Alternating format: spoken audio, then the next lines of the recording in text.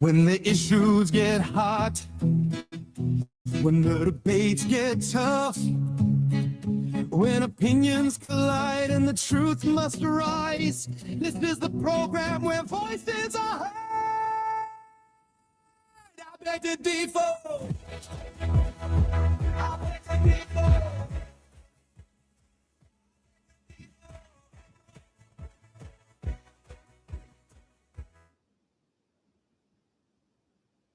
Jeku Koroma, co-host Archie Wright, produced by Alex D. Wulu. Every broadcast night from 9 p.m. to 12 a.m. The time is here.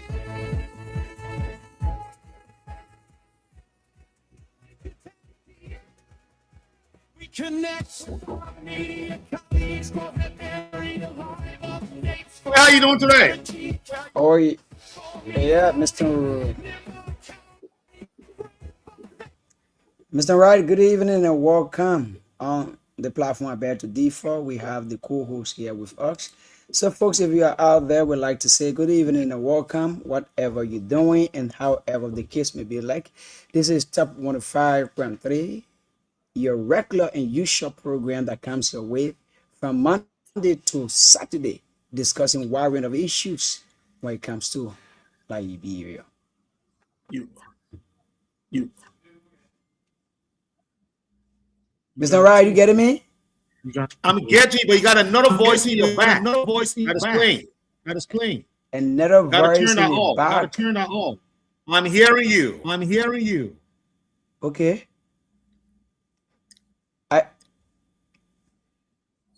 Are you still getting that voice?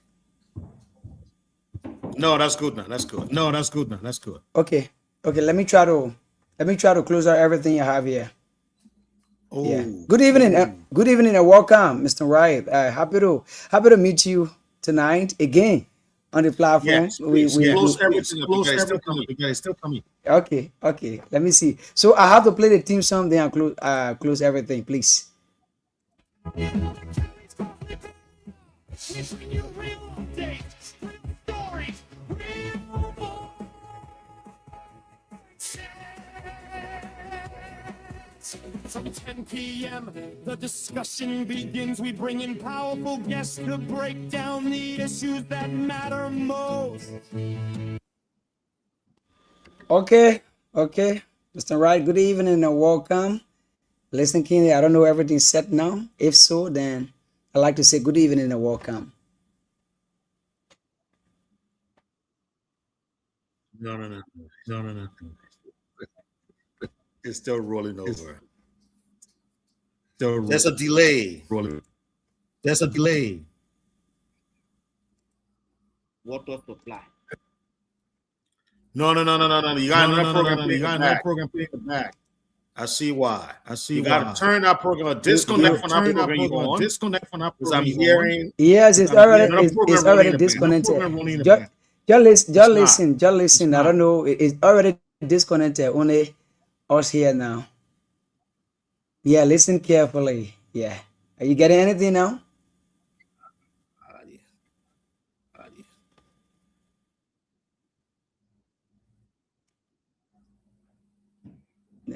Nothing else.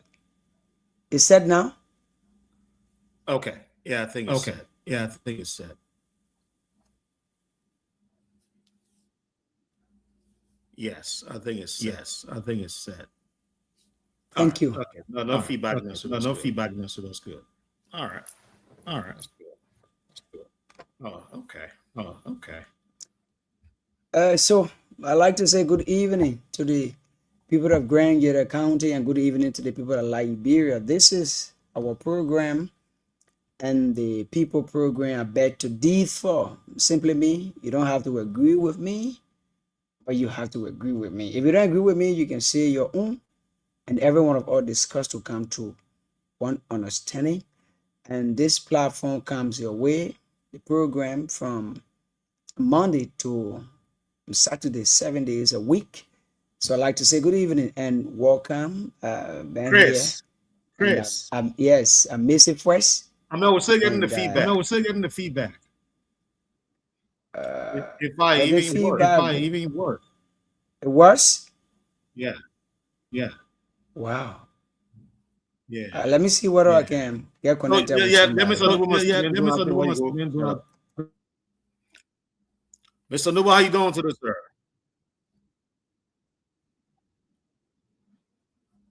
Okay.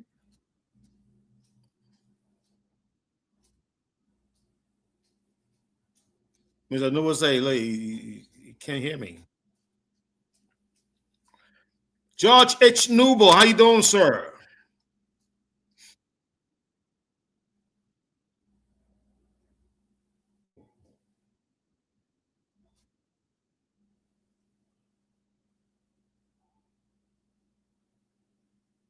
Oh man. All right. Mr. Nuba, I'm gonna kick you out of the studio so you give me a log back in. All right, folks. I'm still getting feedback here. What's going on? Uh,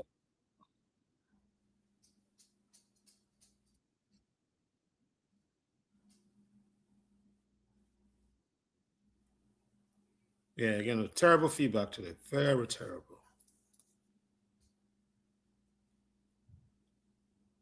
Hello?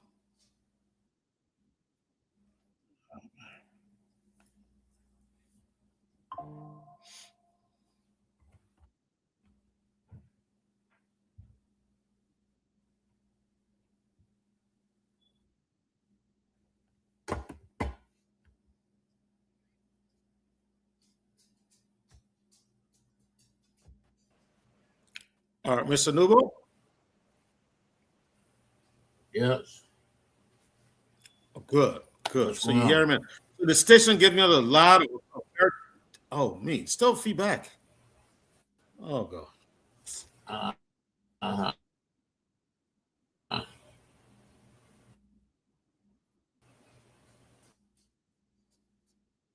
mean, I came in, and then somebody called me. Oh, okay.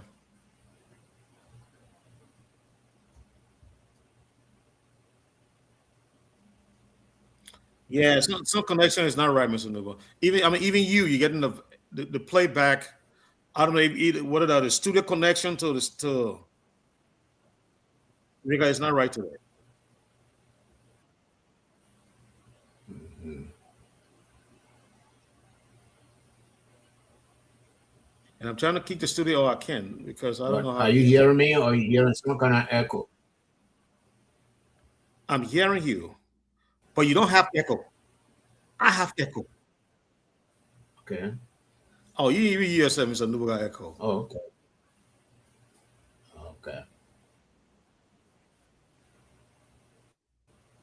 Okay. When you are talking, there is a delay. Yes. I don't know why. I don't know why. Let me go out and come in. Yeah, let me try that. Meaning Let me that get out and come back. we should go off. No, you stay, Mr. Nubo. Oh, you went out.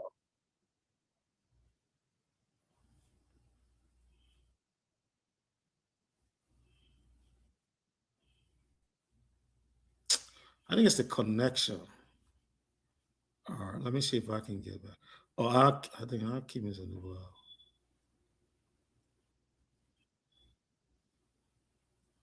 Let me get out. Mr. Wright, are you still getting the feedback? Yeah. Thanks. I think you have to go and come. Yeah. So, folks, if you are there, would like to say good evening and welcome. Uh,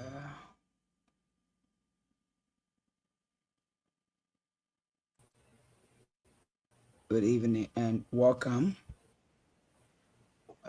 Mr. George H. Nivo, are you getting? You are not getting feedback. If I may ask. I'm getting you loud and clear. No fee. You don't getting any feedback. Oh, when you have your when you are not muted, that's the only time I get feedback. Okay. So the initial, Mr. Nuba, can you hear me?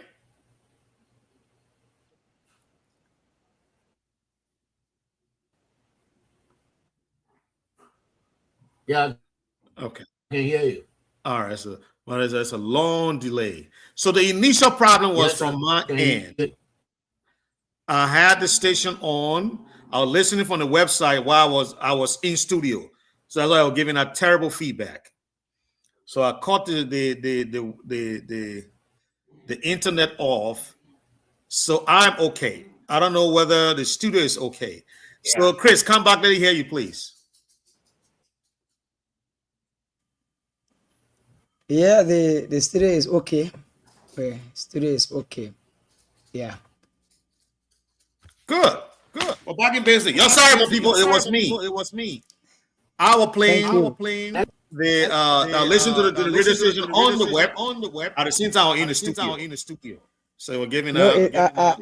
I thought, Mr. Wright, I thought I was me because I still learning whatever. So No, it's, I that feel was not that you. That was not you. I even go look for my boss to kind of work on it probably. No, But thank God I that was settled. me. That was me. Yeah, but we're good now. Yeah. We're good. We're good.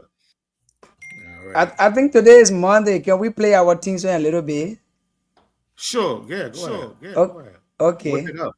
So, folks, we like to say welcome. This is Abed to D4, and we are here for you, and we know that you are there for us. This is where we discuss, issues when it comes to, building and transforming the mind of Liberians, especially Nigerians and our brothers and sisters around the world, where we get connected to make Liberia and even our brothers and sisters out of Liberia, make them better. Let's work together to transform. So let's see what we can bring you our team song. My name is Chris Beware, and our panelists are here.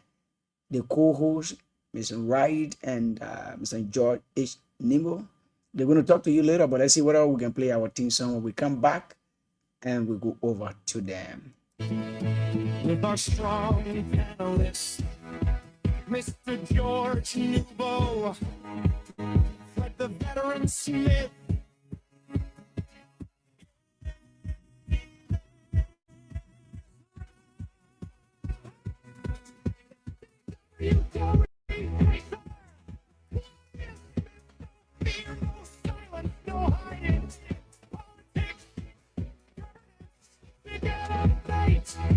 national issues that affect you. If you disagree, speak up. If you have a point, bring it. Okay, we'd like to say welcome. Thanks so much. Good evening to all of our listeners. We go over to you, Mr. Wright, to take control. Thank you so much. Thank you, Mr. Chris Beware. Well, folks, we say welcome to the show. The time here is 5:32 to us, and it's 9:32 to you there. We welcome you again to another engaging edition of the show I Beg to Differ on Top FM 105.3. Live on the internet, on Facebook, YouTube, and on our website, www.topfm.com, and on the radio in the city, Zuluweski, coming out of the southeast of Liberia. Thank you all. I have with me here Chris Beware, the man on the dial in the studio, our producer. And I also have with me Mr. George H. Nubo, the very critical mind, the man who differ with everything, I see you're logging into the program. Please continue to like, share, and comment. All right, we appreciate you being part of it today. And so, having said, I want to go to you, Mr. Ware. How is Zwedru Zuluweski today? How's the weather there? How's the atmosphere? How's everything? Oh, yes, indeed. Yeah. Thank you so much, Mr. Wright. And I'd like to say good evening to the people of Grand Jetta County. The first thing is, we have a very, heavy rainfall this afternoon. It was from 1:15, 1:20. I stand to be corrected. It was not easy, but however, the weather for now is cool. But at least we are moving all about when it comes to making life. And then for news to say sorry, very sorry, we have a very young man, young guy. Yeah, he's a motorcycle in almost 50 motorbikes in Grand Jira. He went to Moreover, he have an accident and he died. That one of the sad news. So, but however, the youth are all in tears, but we're trying to comfort each other. And this is why we've been praying for. This is why our older people too on were coming up in the 90, 80, say, you guys, when a young person die, young people don't dance and go and drink, bring child to do it, because when you do that, it becomes problem according to our tradition. The whole town can be sad. But now these days, young person die, people want to bring child, they dance, go to club. And so it be like a simple, but however, Grandjira is okay. Grandjira is okay. But Okay. on the being okay is, if you ask me, I will not tell you what happened to me. I'll tell you, say okay. But the fact Good. that we have a lot of things, our local government refuse according to our colors, and even all of the program we're running in the morning, because I can be here, from 7 to 8 in the morning. Our color, the local government refusing to come and make report to the government and citizen when it comes to the 400,000, and even LEC coming, everybody are dodging the activities. But however, we are moving gradually. Grenada is okay, and everybody are working fine. That's what happened. Thank you. All right. That was a rundown from our producer, Mr. Chris Beware, of what is happening there in Zwedru, Zuluiski, the weather, the news, and everything. We'll come back to you, Chris, so that you can talk to us about the motorcyclist or the owner of the 50 bikes. I saw that information on the internet. I didn't know that happened in Zwedru. I know it was reported of a very sad news. In fact, people are even saying no, he didn't have accident. He was beaten to death. So we'll come back to you. Please get that story ready so you can be able to go into details about it. We'll then ask questions if we'll have any. Let's go to the great George H. Nubo. Mr. Nubo, how you doing today, sir? How is the city of Bread of the Love?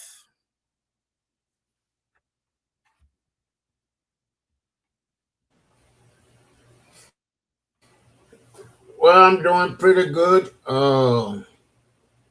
Philadelphia, I know when I check my thermometer, in a vehicle, it's 98 degrees. So a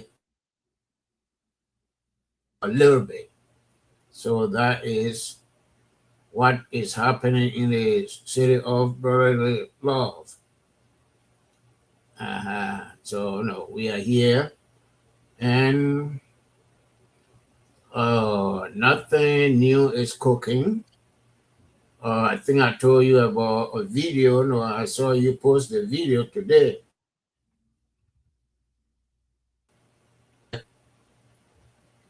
And I saw it, I was laughing. I said, this agree with me. Now he posted this. So we are here. Okay. Disagree to agree. Okay. Alrighty. That's good. So from my end here in the state of Lovers. And Hello? is that the soup.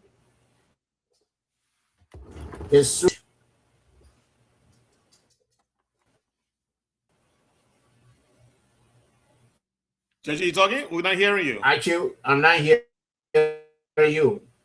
No, but I can hear you. I can hear you. I'm sure Chris can hear Are you. you hearing me? Yes, we are. Oh, okay. I can hear you. Now I can hear you. You're not hearing me? All right, I was talking about the soup organization. I'm hearing you. Okay, okay.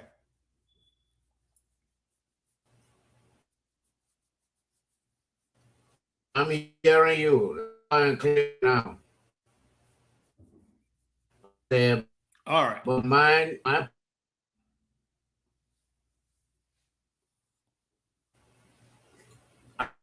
I read somewhere it said that soup is the administration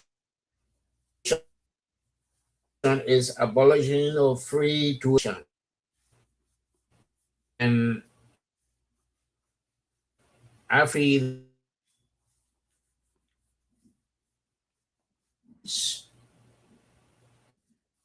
that they're going to be in the school fees.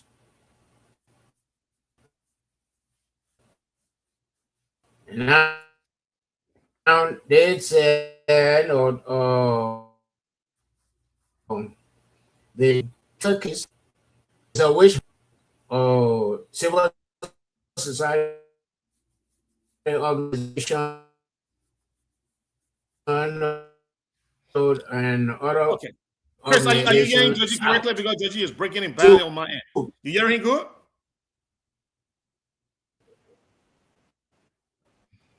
Yeah. Because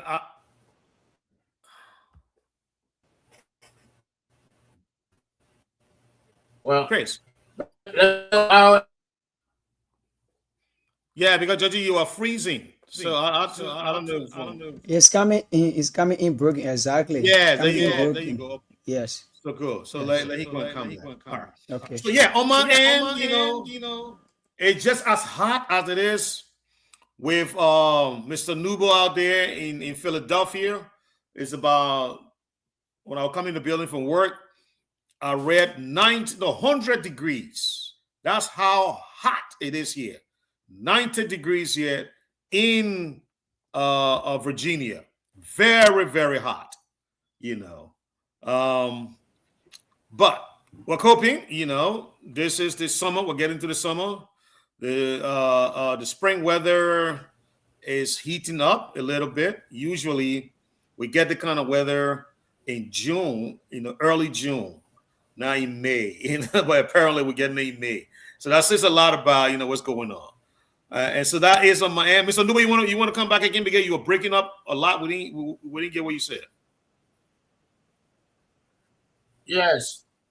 I was talking about a post that I read on Facebook from Soup Organization at the University of Liberia, stating that the administration wants to abolish free tuition. Understand the statement from the president of the university. The president did not talk about tuition. She talked about school fees because government paid the tuition. And the second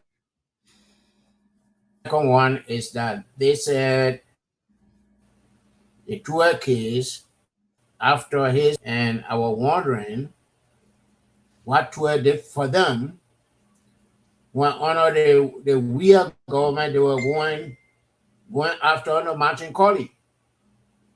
The same man. Where was Tua when Sitori was beaten brutally? And as we talk now, he stayed in Ghana. It was under the 12-year regime. And we are talking about accountability.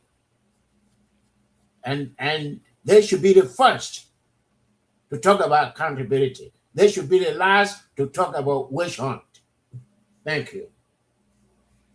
Already we got two topics on here to talk about. I will just go off your flow today. I really don't have any major topic on my end here to talk about. So to come back to you, Mr. Ware.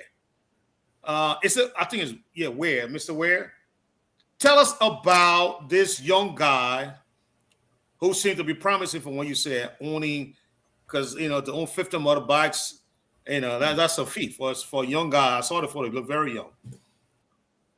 What is the actual story surrounding his death? Talk to us about it. First of all, tell her who he is, and then tell her how he ready to die. Because like I told you, other people are disputing the circumstances surrounding his death. They don't think it's actually dead. Thanks so much, Mr. Wright. And let me say good evening to our regular listeners out there. When it comes to Grand Jeddah County, Abu 50 is one of the well-known young men, as per the name, calling to the information gather. And these are the motorboy he have on, traffic. And he have a garage, and he also have, where the guy go to buy the material when it comes to the motorbike, even keke. Abu is a very young, handsome, and promising guy that tried to just imagine someone have 50 motorbike. You know, 50 young men are already employed. Simply mean you just make your report 2,000, 1,005, and the rest of the money you get it. It's a very cool guy. He came from the background of the Fuda. He's a Fulanians. I always say he's a Fula man. The Fula young guy. And according to the story, Achi went to good. Abu went to Monrovia. He had an accident. But when it comes to the detail of the information, how it's what like, is yet to be, confirmed. It's unconfirmed. But the later information that I got that he took accident and he died. But now I can tell you, Abu is something that cool, the activity down.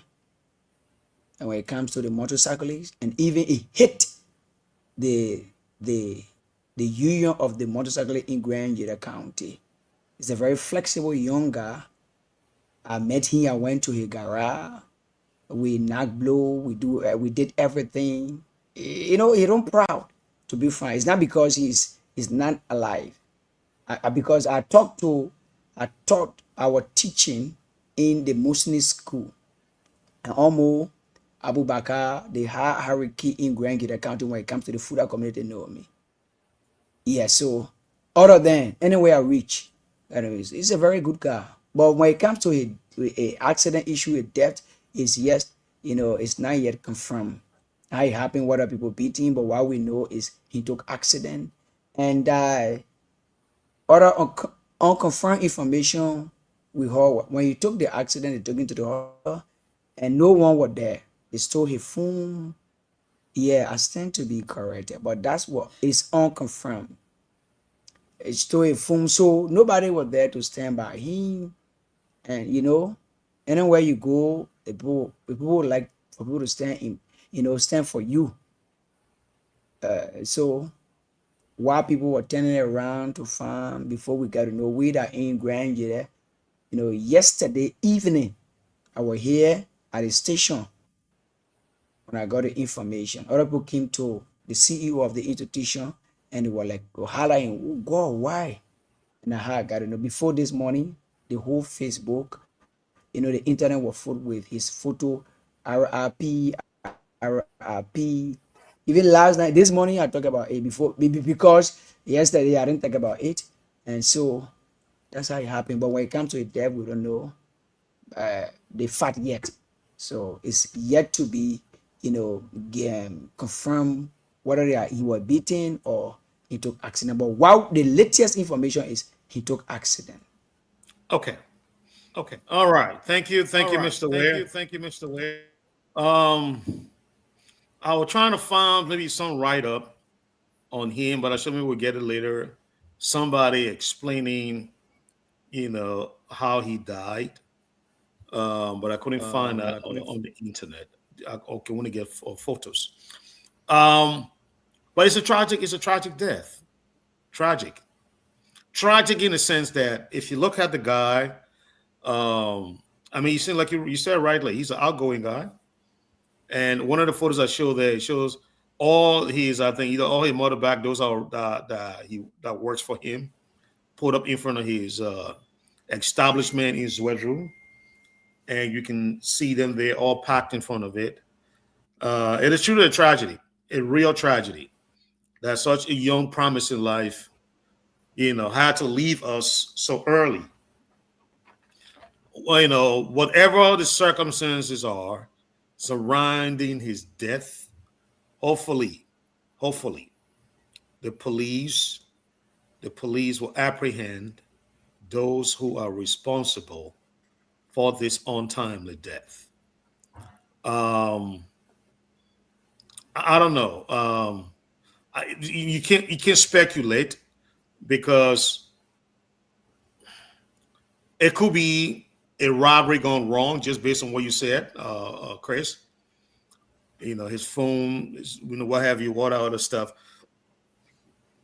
It could be a robbery gone wrong, or it could be a targeted, hate. Somebody set him up and they took him out. Or hey, it could be accident.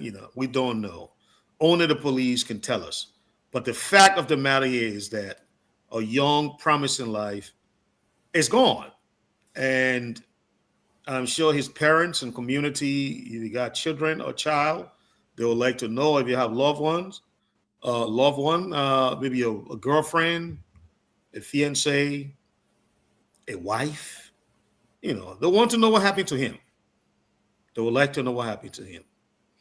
I know under the religious practice, the people from the Muslim faith get buried early, because I think there's a video online that shows that his body is is headed back to Zwedru.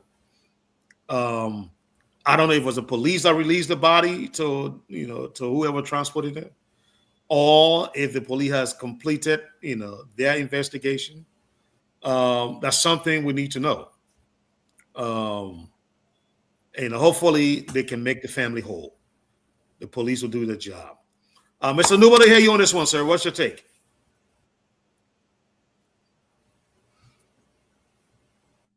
Well, I'm just hearing about this. I would like to see the police report on the incident, and how was his phone stolen, from the hospital. Here, when you are hospitalized,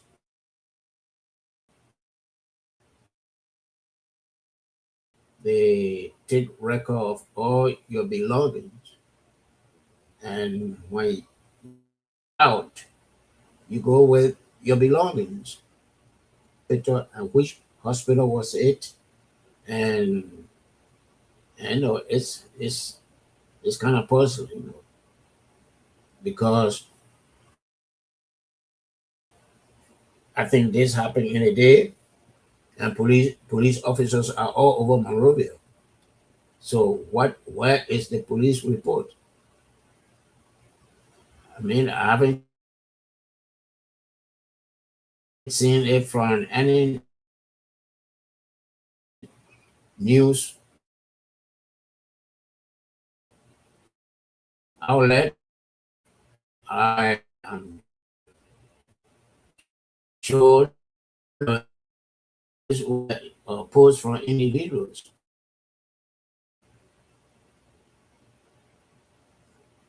Maybe we can go on the line, and maybe somebody knows something, read something somewhere. I think that would be the best thing to do.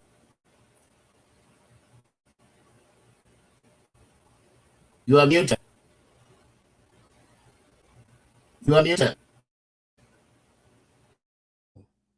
Thank you. I didn't even know that. Yeah, so I agree. Let's go to the line. Yes. Can you hear me still? I can hear you. You are muted. Okay, now.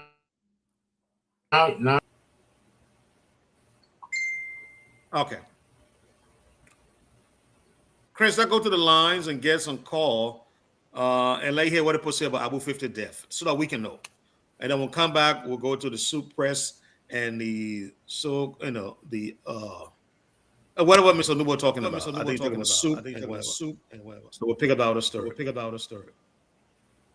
Okay, yeah, that is very important.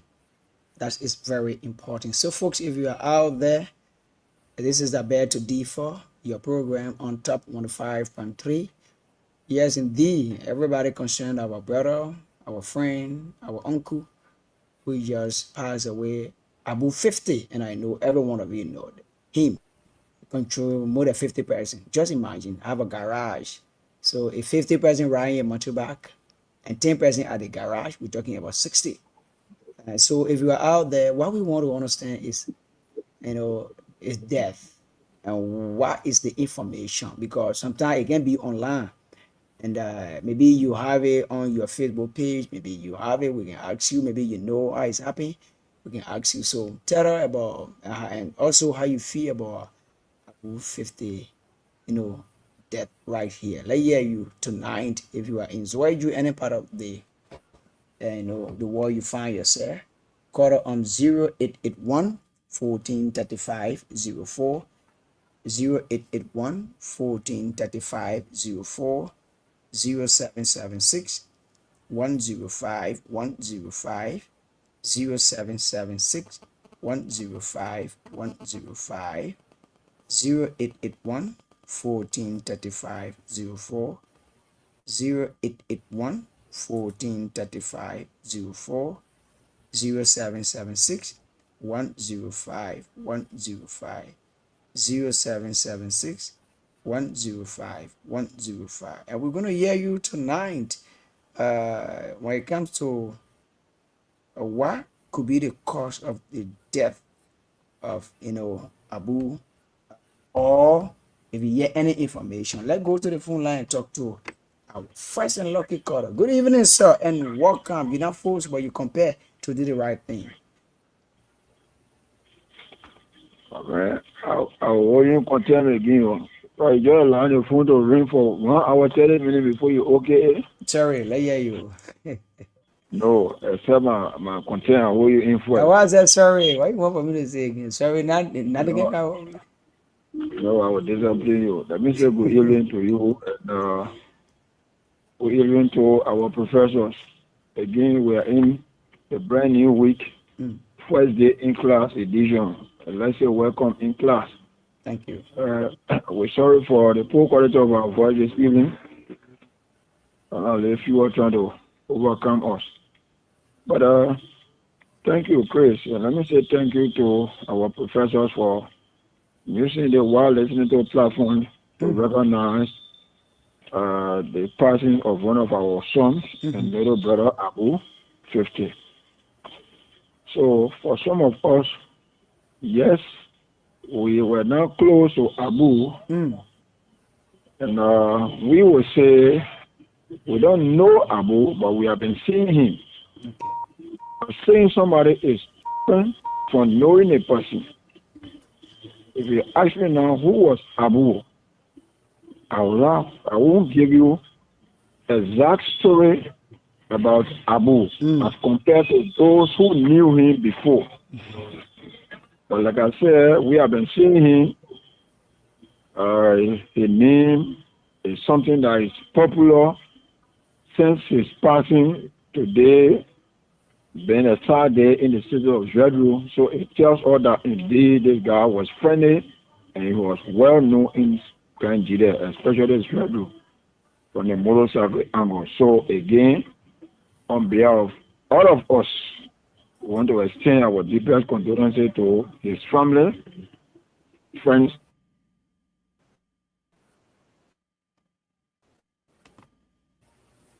Rest in perpetual peace as well.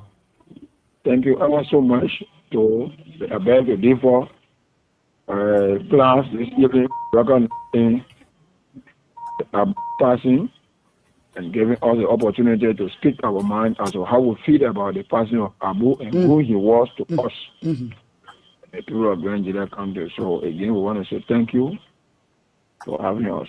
You now call your name, but your name is Emmanuel Esdo. Thank you so much. Thank you. Have a great time. Let's go to the phone line and talk to this caller.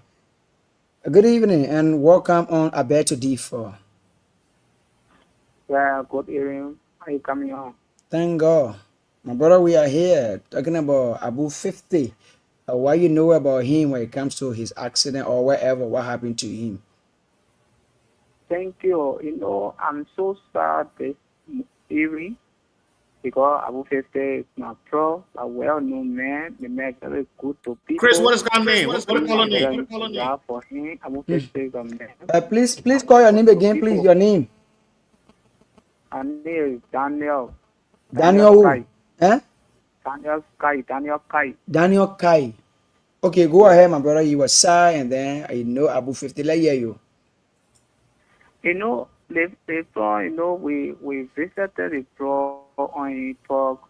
We sit down, you know, so now we can lecture. So then we'll be happy together.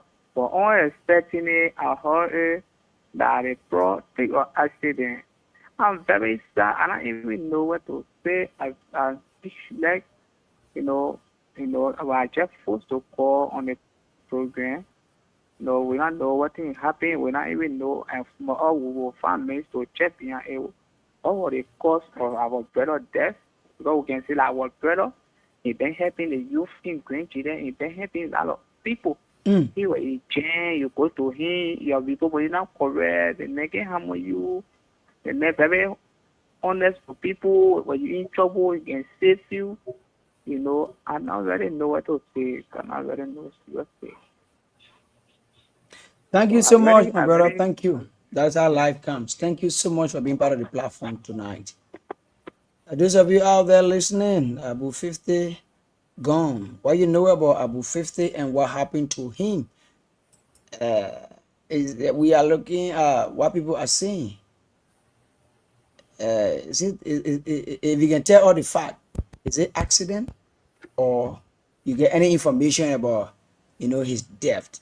So call 0881 14 35 04 0776 105 105 0881 14 35 04 0776 105. And what is a contribution for which Grand Jeda is sad the 2 days since they got the information last night? Why is the contribution? I don't know. What you know about him and what the information you're getting. So let's hear you tonight. We are discussing our brother. We are discussing our friend. Go to the phone line and talk to this caller. Hello. Yeah. How you doing? I'm okay, my brother. What is your name? Where you calling up from? My name is Prince Joe. I'm calling from New Jersey. Prince, let's hear you, my brother. Yes. I'm a boss man and I'm running for the man. Okay. Yes. Actually, we were in the traffic yesterday. I thought I could even time by 5 o'clock. My friends and me, that two were also in the traffic together because the man called me. Said, "Oh man, come Sunday happy to the boss man area." Yeah. While I was carrying somebody to Toteville, the man gave me single so that I went there to the school. The boss man died. I think I went off yesterday. Wow. Because the man just opened multiple areas for us to be there because the man loved us. I think we do love him. So actually, the man said, "Are you going back?" Because he brought 14 pieces of motor bag in freezer. He just finished, so he said, "Are you going for all of what there?" Just last week, we together. But I don't really know what really killed the boss man. I don't really know. But nobody call you from that area to give you information. Says this is just an accident or what happened. You don't know anything about it. Yeah, well, what happened? One of the police, they call the boss, they call the man TD. So that one of our boss there too. So he went to the people. We don't get the further information because the people said that accident. Okay. Yeah, got the further information because some people were sitting Yamin today. They said that beating. Yeah, because the man was going with $13,000 USD. After the people jumped on the man, they beat the man, they took the man home, then that lady motorbike side, that an accident. And they want a year today on the week with the man place. Right to that's it to the F, that's it, mark off it. So what play the, what you can tell a little bit what play the incident happened here? Where the incident took place? According to the people, the people said they felt the accident because that certain hill if you go up to Morovia with up the hill because according to the people say if you all that hill, you don't go the hill beneath. I read that the accident happened. Okay. Thank you, my dear brother. Thank you so much for being one of the good men too, one of the driver. Because everybody are driver, they don't want to call. Thank you for being part of the platform. All right, thank you too. Yeah, thank you. These are the people we're looking for. You are the driver you call to say I was riding for the man. Other people now they now want to carry the repo money, so all that kind of thing. Quarter 0881 35 04 0776 105 105. Let's hear you tonight. We're talking about our own brother, son, uncle, and friend, about 50 who were there for us. It not have to be men. If you are even woman, maybe the man or your husband, your boyfriend were riding for the man, all that kind of thing. Let's go to the phone line and talk to this caller. Hello. Yeah, hello. One more again, brother. I want Daniel Kai. Mm-hmm. Yeah, brother. You know the thing our brother Prince just said is that true. We, the youth of Green Nigeria, would start to run after a call for us to collect money to go next country to run after the death of our brother that love us in the country that show love to us. A call for to run after it would do it. You who to Abu 50? Are you a driver or friend? Just like that. Let's hear you. Yeah, I said one more. I call my little brother for riding for him. Okay. And also, I speak to him. Okay. He's a humble guy. Thank you. The man will run after Latin, don't worry. We'll run after Mazia, yeah. I think that your man to die in the interior, you're in the city. Your man die in the baby like a big of fire. Let's go to the phone line and talk to this caller. Hello. Yeah, hello. Yeah, what is your name? Where you calling us from? Lena Michael, call you from Baptist Community. Let me hear you, my brother. You know anything about Abu 50? Abu 50, my friend and brother. We've been here for long and we are colleagues. But probably know at your floor, I think you know me. Yeah. Oh, your floor. Oh. Yeah. My boy, I know you. Okay. Okay. The information we getting, the first of all, Abu 50 on your way in town in have an accident, but accident like really serious. Like, can't go home there. I think you can see the video trading on Facebook where you can see the car laid by in the valley when they can't go home there. So when they went to town, they were cool. We're trying to check it. We're not getting that one. Yeah. Go ahead. We'll try to check it. When we get it, we'll play it. Go ahead. Saturday, he left the house. He was with friends there. So by 10 o'clock, he left on the friend and he was going home. So from 10 o'clock Saturday up to 8 o'clock, when I get in, I had a girlfriend call a friend there. They say, oh, Adona, Abu na come home. So I'm Abu, then you're going home. So the general guy took a while to go check. So they figure that we know, in the net, the people you put down. Yeah, so the thing that they arresting. So when they went, they were checking, they went to check out that depot, start the football field there. Yeah, okay. I know you got that. Yeah, like where they saw the back. When they saw the back, they got oh my Abu 50, our brother back there. The police officer said they got make an accident last night. And okay, GFA, ain't no GFA, get a police boot to GFA. Yeah, so according to the police officer, the guy made an accident. The guy was planning for a job. A job, sir. So I will call the Amore King to the depot and carrying. But my problem here, the police officer never tell the people where the guy made the accident, where the meet area took the car from. And nothing in the information how the accident took place, we take him also from so the area how we bring here, nothing like that. So when they went to the hospital, which is Gabriel and Fasula was here. Mm-hmm. Yeah, because Gabriel I know GFA if from Grand Zilla, he Abu when more.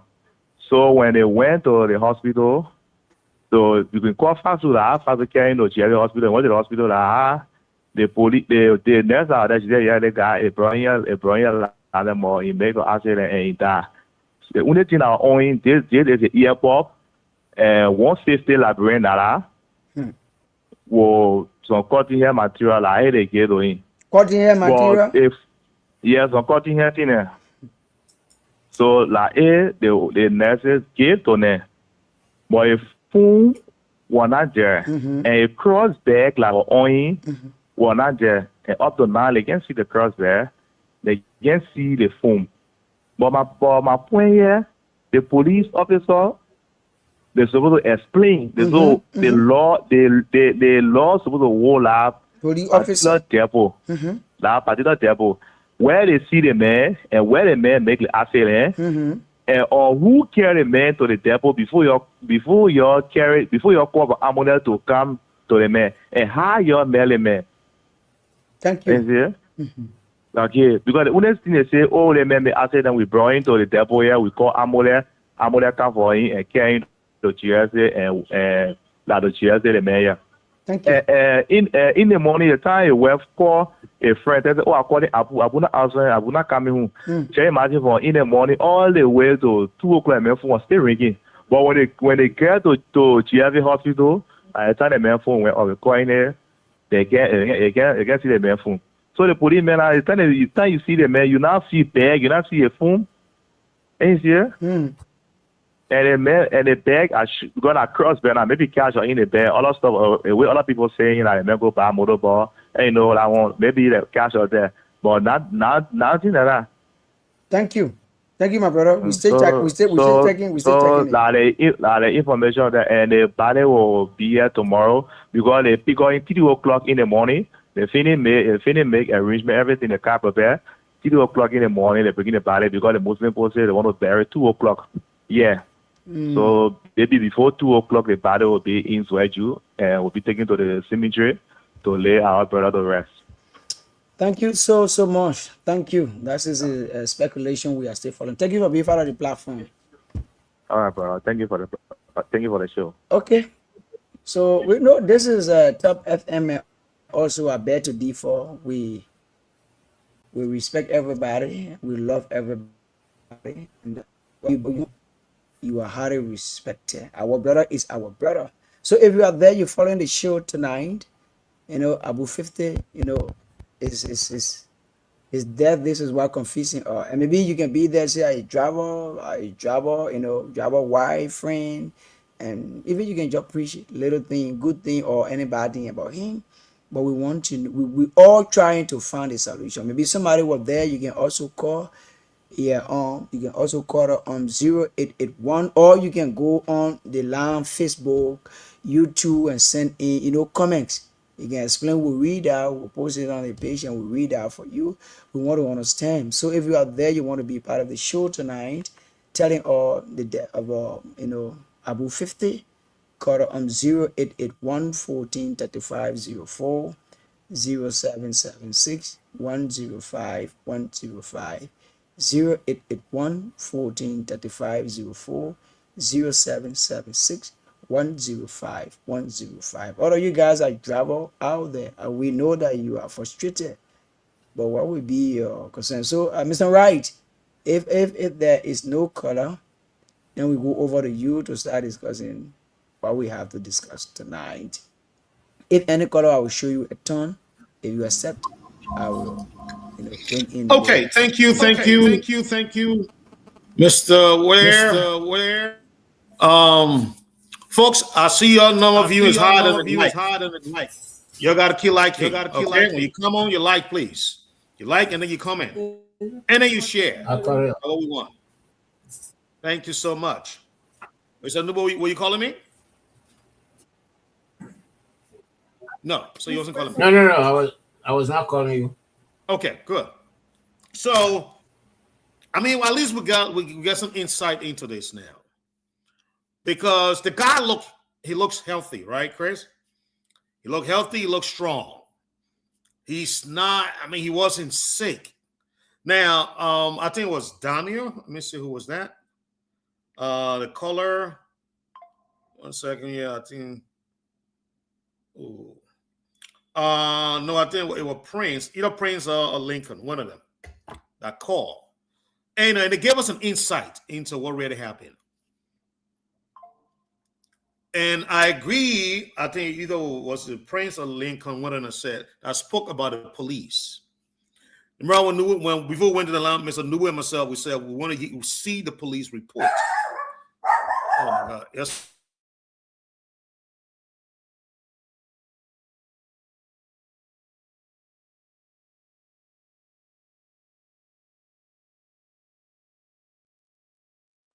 Okay, so if you are there, I would like to say welcome. Mr. Wright is handling, taking care of other things there, so he want to be back. So, folks, if you are there, you're listening. This is Alberto D4, and we'd like to say good evening. Today is Monday. Today is morning. Is everybody there? The first working day in the week, and the Alberto D4 comes your way from Monday to Saturday, where we discuss issues. And the first thing we were looking at is, what is the cause of, our friend and brother, uncle, and father. Yes, indeed, to other people. What was the cause of his death? And that's one of the major point. And those of you out there, you're working for the person, you are feeling bad, but when it comes to such a situation, giving you the platform, you call and explain about, his hard work, his delegation, and also how friendly he was when it comes to working with him.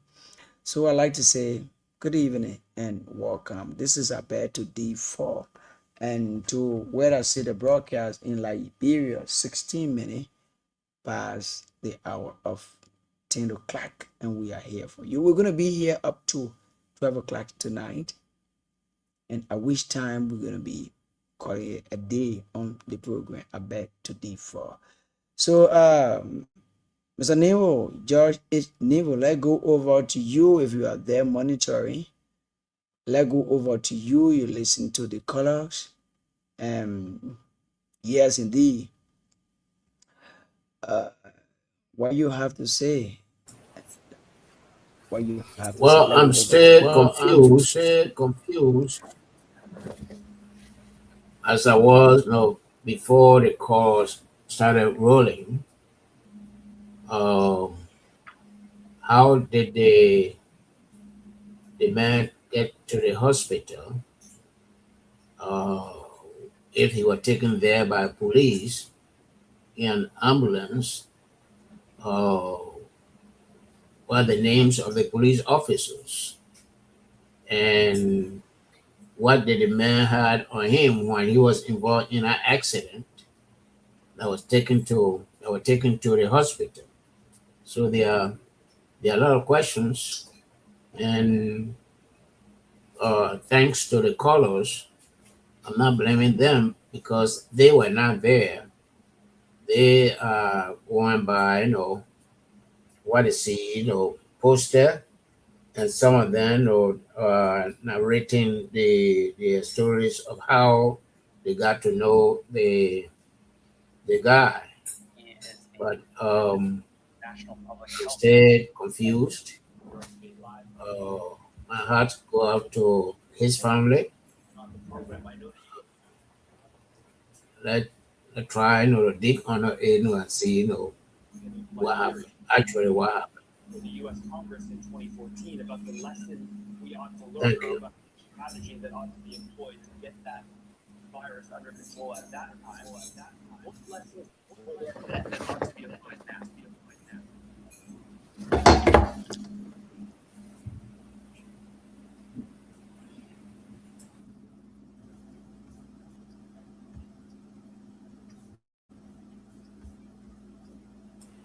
I'm not hearing Chris. Yeah, my son, I'm not hearing here. I thought it was just me. I thought it was just me. Yeah, okay. Sorry for that. Are you guys getting me now? Yeah. Good. So as I said, I just asked Mr. Nemo what was his view on the color. Yeah, and he just explained that, as he said earlier, he was in Nemo and he stayed in Nemo. However, he extended his sympathetic word to the family. So, and you were not here, so I was trying to maintain the flow. Over to you. Right. Appreciate it, Chris. So, as I was saying, I think we all agree. More questions than answers. More questions than answers. Because if you listen to, I think with Prince or Lincoln, one of them I said the police that took the guy to the hospital, the police report is so vague. Where did you take the guy from? You know what I mean? What happened to him when you met him? None of that, according to the callers, is in the report. So I hope the family can follow through on this. Don't say you're calling. Somebody got to be on the ground, go to the police station, call the time the guy was taken to the hospital, get the report from the hospital, and because the police man was about, where is your report and all that stuff, show the hospital's report. They will look at the time when he got to the hospital, who brought him there, and the police will follow from that end. That is the best they can do. We wish, I'm going to follow him as a moving force, that we wish that the family can get closure from this. It is very painful. Again, like I say, the guy is very, enterprising. The other guy called and said that he went back. One of his riders called and said he had gone back to Monrovia to purchase additional bikes. I mean, that is going to put a lot of people to work, additional young people to work. So you can see, his role in the community. It was very impactful. So this hurts. It hurts a lot. And we hope that closure is brought to this situation very, very quickly. All right. So family, take heart. He was young. We appreciate the pain. And we are with you in prayers. And hopefully we can all get closure on this. Because this is not normal. It's not normal at all. I want to move on to the next topic. I just put up another pressing topic that we have on hand. And that is the Ebola outbreak, gentlemen. And one of our own, Dr. Nyan Dubé, is been interviewed by Al Jazeera, I think Al Jazeera, Africa, Al Jazeera, whatever. But that will be the next story. But let's deal with the story, Mr. Nuba, that you introduced to us. And that has to do with Soup press release today. Can you give us an overview, Mr. Nuba, on this video, please? What you want us to take away from before I roll it? Let me see. Mr. Nuba, are you there?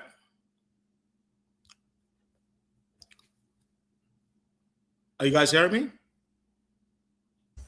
I'm here. Okay, yes, so I'm hearing you. Before I roll which video do you have? The Soup video. The Soup video you spoke of in your introduction. Oh, the press release. Okay. I saw the post on Facebook, and I was saying that they misunderstood what the president said. The president did not talk about tuition. The president talked about school fees, because tuition is paid by the Liberian government. Okay.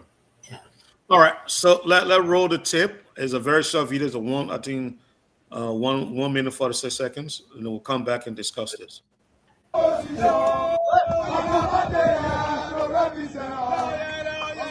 no, not at all. This is a long video.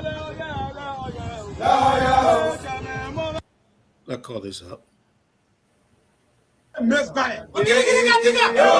Placing a permanent financial burden onto the 2,000 university students upon a temporary price fluctuation is nothing but gibberish.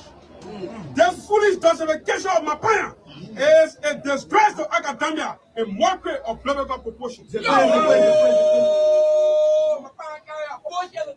There is absolutely no part of the universe where a universe will be free tuition due to short-lived global crisis. The free tuition policy was instituted because of structural poverty, unemployment, and economic exclusion, which this current government has worsened. It is immoral and wicked to increase fees or a part free tuition policy when the standard of living of the massive Liberian people has not improved. What made this reckless and indifferent proportion even more insulting is the crystal clear contradiction between my parents' lies and the reality that students face at the University of Liberia. How can you claim that the rising fuel prices are affecting the operation of generators and buses when in fact there are absolutely no buses at the University of Liberia to help ease the burden of transportation? Why students struggle every day to commute to campus? My parents are disabled and thousands of dollars on a money blessing. It must be stated that my parents earn $15,000 United States as a money salary. In a country where more than half of the population lives in abject poverty, it is a mockery for my parents while earning $15K to insist that students pay additional fees. She has achieved zero transformation at the University of Liberia. Against the background, the Revolutionary Vanguard Education Party, categorical warning has issued a categorical warning to Baka and Mapaya that any attempt to increase fees or eliminate the free tuition policy will be met with a deadly revolutionary resistance. We call on God for the 2,000 students. We call on God for the 2,000 students of the state of the country. Vanguard State Education Party is going to remain stiffer as we lead a charge and get ready to confront my parents intellectually, politically, militarily, as we oppose the crap that was spewed out from our mouth. Pastor, the Revolutionary Vanguard Education Party vehemently condemn the day-led political coercion and deliberate attack being orchestrated by the state against the rule of law and our broader democracy. We view the ongoing state-sponsored prosecution of former Finance Minister Senator Jr. not as a genuine, well-meaning national effort to end impunity, but as a calculated, vendetta campaign designed to eliminate perceived political opponents on the grounds of accountability. The recent aggressive attempt by the high-ranking official of government to suppress and overturn the categorical verdict of the jury and the criminal proceeding constitute not only a direct assault on the presumption of innocence in the fundamental values of our judiciary, but a punishment of the Liberian people who designed the jury system as a safeguard against despotic regime like the Bakaku administration has banned on weaponizing state institutions against perceived enemy of the state. The Revolutionary Vanguard Education Party wants Bakaku regime that a not guilty verdict at a jury is a sacred right given to every Liberian, a right no government, no president, no judiciary, and no legislature can overturn. Bring out the Tennessee! As a glory! Oh, they are toothless, yo. And the attempt to overturn self-verdict is a key to the seizure of the power of the people as given in the Liberian Constitution. We remind the Bakaku kleptocracy that our people are not forgotten the traditional disobedience of the Supreme Court opinion, which delegitimize a kangaroo assembly imposing itself as a legitimate authority of the House of Representatives. It could be irresponsible and reckless for the lawless regime to continue to extend its list of traditional violations by interfering into the ruling of not guilty verdict of former Finance Minister. The Bakaku administration cannot continue to select the target individual and deemed guilty while abandoning the very principle of fair trial and due process. The dangerous political undertone of that entire process was carried with key United Party officials, most notably the party's National Youth League chairperson, openly demanding the resignation of the Minister of Justice simply because the state failed to secure a conviction in the earlier 6.2 million case. True accountability cannot be driven by partisan bitterness, political hatred, or a desperate desire to secure conviction at all costs. When a government throws a public outburst because the court do not yield to its political wins, democracy is in serious danger. What the Liberian people are witnessing today is a selected justice masquerading as anti-corruption crusade. While Samuel 12 faces relentless political motivated investigation and public prosecution, several past and current officials need incredible negative investigation reports from the useless asset recovery team that is usually taking resources for our budget remain completely untouched, shielded by political affiliation and proximity to power. President Booker directly approved taking $8 million United States dollars from Liberia International Reserve to pay a private banker at the SRB Bank. Reactionary Genesis! Reactionary Genesis! Pasonga door! Pasonga door! A payment that was a reward because the banker has raised the deposited fund to finance Mr. Booker's 2023 election campaign. Even though the International Monetary Fund, IMF, when they just blatant theft of state funds, the Booker administration has refused to investigate. Instead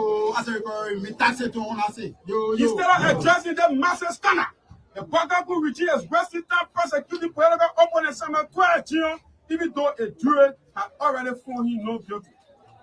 Why is Representative Thomas Fowler not facing the exact same level of scrutiny?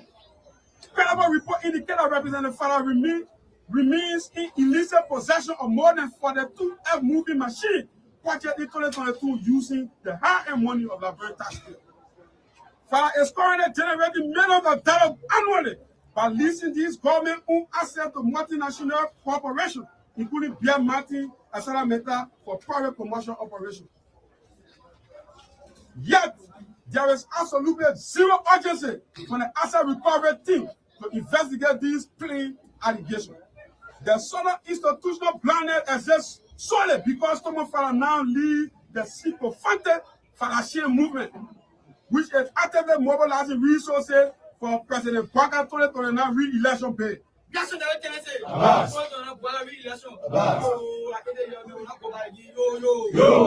This transactional protection raises serious and undeniable concern that loyalty to the ruling establishment has officially become a protection against criminal accountability. Equally troubling is the administration's absolute refusal to investigate former United Party chairman Amin Moda over his highly controversial purchase of luxurious 90,000 vehicles, a transaction fraudulently executed outside the established civil service agency and public procurement concession commission guidelines. We action organizing. We action organizing. Mr. Booker, Masonga Lion. The tolerant silence surrounding the murder scandal further validate that the Liberian populace already knows what to be true. The administration anti-corruption apparatus has been thoroughly weaponized institutional credibility when it operates a selected blood hole against political adversary while serving as safe haven for partisan allies. The fight against systemic corruption must be consistent, fearless, and completely impartial. If it is not, it ceases to be justice. It becomes nothing more than state-sponsored political prosecution. The government announcement of investigation of 21 million allegedly given to the Ministry of Commerce under the CDC administration is also another attempt at witch hunting former finance minister and others. If the government knew it had a serious 21 million corruption allegation to go after, why did it waste the nation's time and resources, attention for 2.5 years chasing 12 for a mere 6.2 million? Witch hunt mission, rescue mission. A mere 6.2 million, which is only 29%. Which is only 29% of the 21 million. And more importantly, why immediately dragged her into a new investigation after being acquitted by the court. These are the betrayal signs of political wrong that the people must resist. The Revolutionary Vanguard Certification Party has been a loom for defending the democratic tenets of our society. It's not defending Samuel 12 Jr., but it's rather protecting the sanctity, the sanctity of the rule of law in matter of public accountability. Let it be known to the Booker administration and its collaborators that the Revolutionary Vanguard Certification Party will never set out while the democratic gains of our nation are dismantled on the altar of political revenge. The Booker government must seize the subversion of our democracy, respect the independent rulings of our court, and what the selected application of law. Fast forward, The indomitable revolutionary vanguard Civic Party denouncing the perpetual and cowardly silence of our national civil society organization and related council leaders who have refused to speak on training issues when students are brutalized, when the government is orchestrating violence on the people and the students. These organizations have remained tight-lipped, and this is a contradiction to the existing principle. Reactionary tendency! Reactionary tendency! Supremacy man! Supremacy man! Supremacy pastor! The refusal to speak against this blatant outreach is a betrayal of the people's trust in the public trust. By maintaining a posture of neutrality in the face of selected justice in the weaponization of the institution in this country, you are choosing the side of the oppressor. Your side is nothing short of active collaboration with a regime that instituted chaos, poverty, misery on our people. The Revolutionary Vanguard Communication Party will continue to agitate for the students and the masses of our people who have been neglected by the government who came to rescue the people.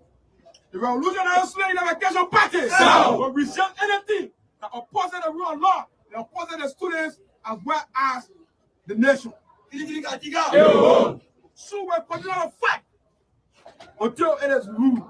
We will continue to stand by our principles and defend the laws of our country and defend the interests of more than 22,000 students of the University of Labrador. Long live massacre! Long live suit! On the issues on the 18th day of May 18, 2026, by through the mandate of the Mr. George Nubo. Yeah. I called you off because we listen to them all the way. Before I bring you in, a couple of things I picked up there. Okay. It's not tuition, it's fees. Yeah. That they are going against. They dispel the notion that, the Mapaya made in her appearance, justifying the increment, that the school doesn't have all these, logistics, that she wants to say, okay, when the money comes, we put the money in these things, and these things gotta get their budget lines, and they need to be taken care of. They are despairing that, and they think what is happening with TWE, it is a witch hunt. Why would you go after 6.2 million when you got 21 million plus, to go after? What is this? What is the priority there? A lot is missing there. Priority is upside down. And then my favorite part on that, they touch on the civil society. I have always been, concerned about Liberia civil society institution. Do we really have them? Do they really exist? Because people must understand that in every society, the civil society is or are the one that speaks on behalf of the people who cannot be heard. Unfortunately, in the case of Liberia, civil society organizations do not play that role. And you heard the speaker there saying they are very silent. That was the highlight for me in all of this. That already caught my attention. But do I also believe too that the government has its priority upside down as far as TWE is concerned? Absolutely. In personal finance, we say when you pay your debt, go for the big one. Because when you get rid of the big one, you feel that zest, that you have done something. It cut down your pressure. It cut down the weight on you. The same thing applies everywhere. If you are going for the people, if you think Tuer is guilty of either misapplying or siphoning $21 million out of the economy, why go after the man for $6.2 million? Why? Why waste taxpayers' money to go after $6.2 million when you can go after $21+ million? So I agree with the guys on the 2 points. I think you agree that it is a witch hunt. It appears to be so. For the very reason I just stated to you.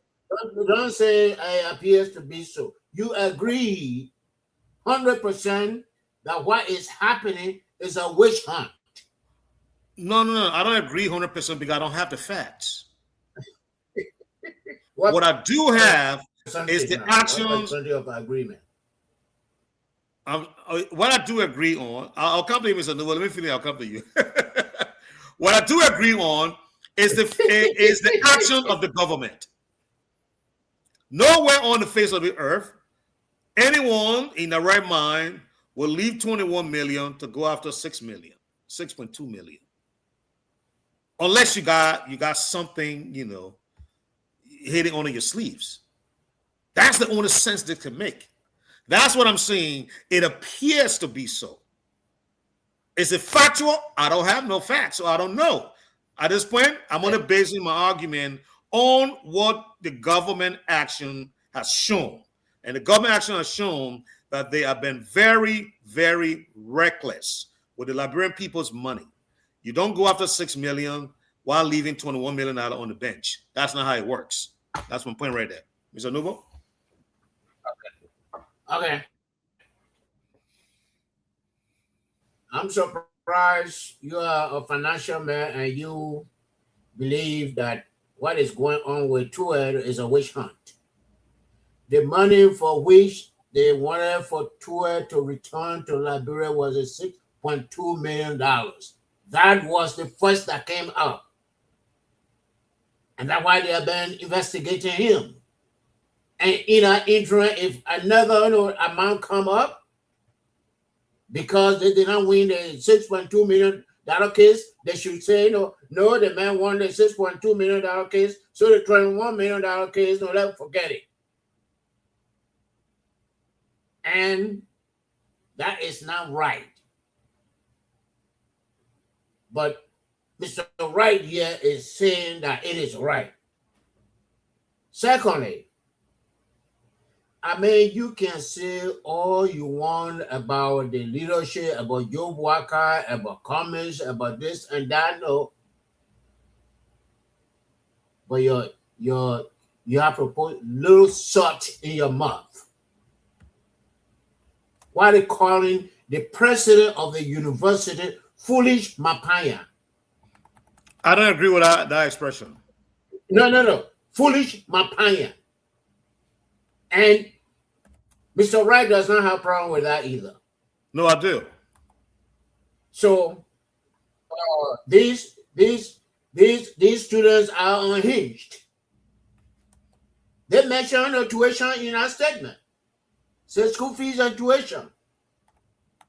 And they know that government is already paying their tuition. I didn't hear that part. Oh, yeah, you can go there. They say school fees and tuition. And I said, when a woman talk about increment of school fees, I say students will come. Students will come. So no. Yeah, you predicted it. That's true. Tuer was there. Tuer was there when they brutalized students. Tuer was there when Martin Colley ran away from the country. What did Tuer say? And now today Tuer is their savior because Tuer has a deep pocket. No. We got to be clear about that. We got to be clear about that. I have the flow. Money be made in Liberia. I don't know when last you were in Liberia. Even you go somewhere, you make a statement, you don't get anybody, journalist money, nobody will hear that statement. That's what's going on in Liberia. I know that. I was there for 7 years. So I know what's going on. Thank you. The guys were clear. We got to make this clear. They were very, very clear in their press release. They are not defending TWER. They are defending, they are against, rather, the mispriority of the government. To them, that appears to be witch hunt. And I seem to agree with that because of the argument they made. Now, in line with the argument, too, you can't leave 21 million to go for 6 million. And yes, Mr. Nubo. Which case came up first? Which case came up first? Okay. That's not for which they were looking for 12. Wasn't it a 6.2? So you're saying, if we should follow your argument, Mr. Nubo, so you're saying that they just discovered that TWER that TWER is implicated in this 21 million. They had no sense of this. They just discover it. Is that what you're trying to argue here? That they didn't know that TWER has 21 million? The case was in court. The 6.2 million case was in court when they discovered this one. And they could not go on and say, upgrade our charges. They were going to say, I wish on. They want to compound everything. No, but you're even making it look bad again, Mr. Nubo. You see that you're making it look very, very bad. You're making the government prosecution team to look very immature. Because, I mean, according to you, they're not ready for prime time. Someone who is ready for prime time will make sure they line up everything they know about the accused before they start breaking charges. Because you got to weigh which one you can win and which one worth the taxpayers, are burning. You are telling them that they didn't do that. They rushed to court and they're in the process to find out that, hold on. That man got $21 million, a bad dealing here too. They put this on the docket too. A seasoned prosecution office was said, let know everything about this man while he was in that position. What did he do? What did he not do? Who did he deal with while he was there? How much checks he signed? How much he received in the consolidated account? How did he run the GRA account? How did he run the transitional account? All of that.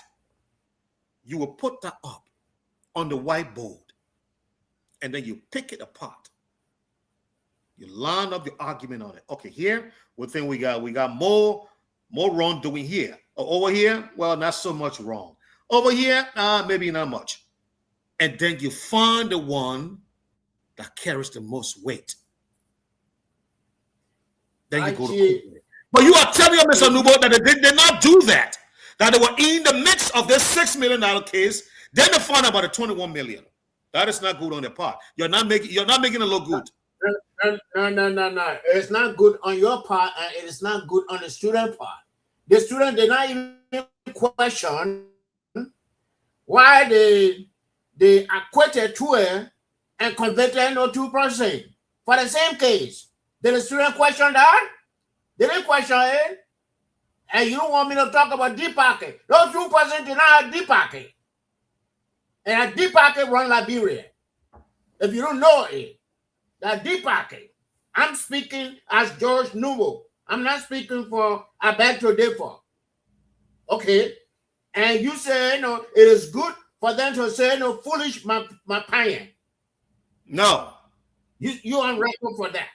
And then we have you don't frown on that. You don't frown on that.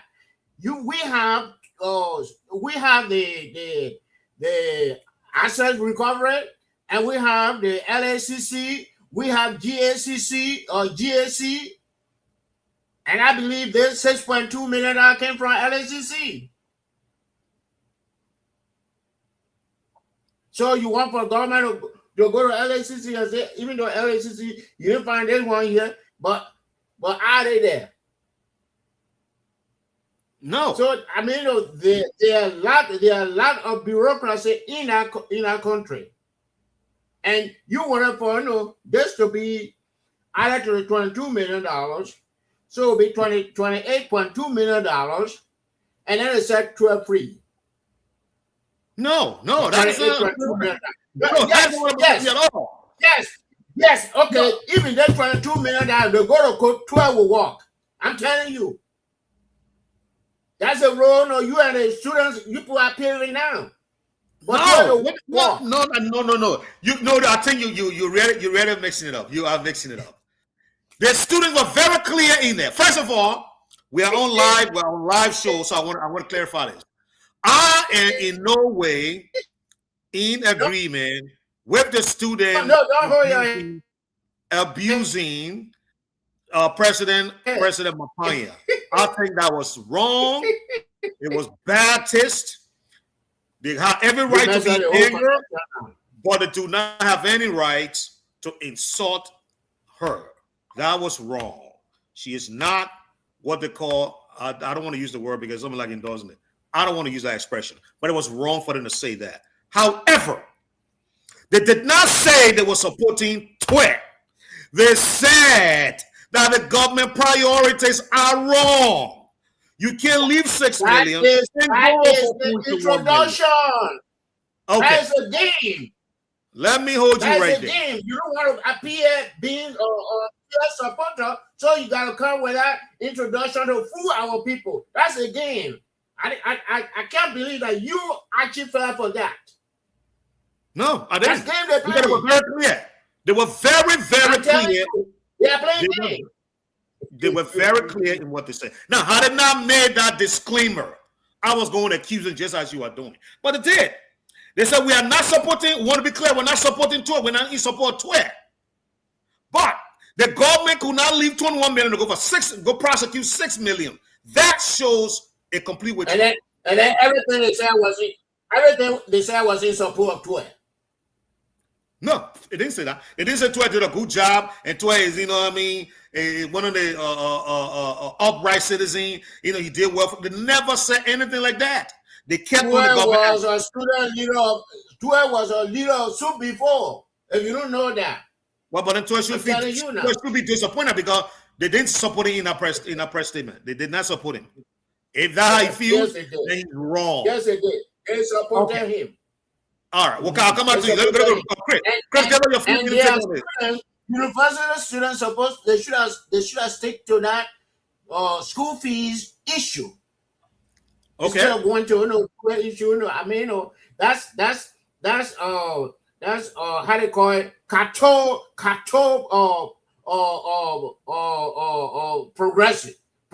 progressivism. Yeah, control progressivism. I'm telling you. All right. So let's do that. Let's get Chris. Let's get your take before we move on. Chris, let's get your take before we move on. Okay. Thanks so much. We got one person story to come back to. We got one story to come back to. Okay. You know, it's very simple. What we want to achieve in Liberia is transformation. Yeah, sometimes we can look at everything in Liberia based on party issue. That's just a problem. And now if you look at the whole, the SUP aspect, their, talking point, they speak in the general favor. They don't speak for any individual. They spoke when it comes to the interests of the students, and they spoke when it comes to who the government should have to go after first and last. So when you want to discipline your children in your home, for example, you start with the elder child. Simply mean you have to look at if the elder child in a home, your firstborn or your secondborn who is living with you, if you start with that child, all of the children are going to follow the footstep, because within your housing, the children are going to follow that child footstep. The child is going to represent you. So when it comes to the money aspect between, Samuel Twe and who have the higher money to be, brought to public ridicule or the court, I think it's not something that it have to be like based on, party. Like what my father said, Mr. Noble, that Samuel Tower came from the Sioux background because it was clear. Now let's look at the school fee aspect or the tuition. From day one, even when the president or the president made that statement that the student have to be paying school fees is something that they already started having problem with her because they believe in her and everything was going to be working.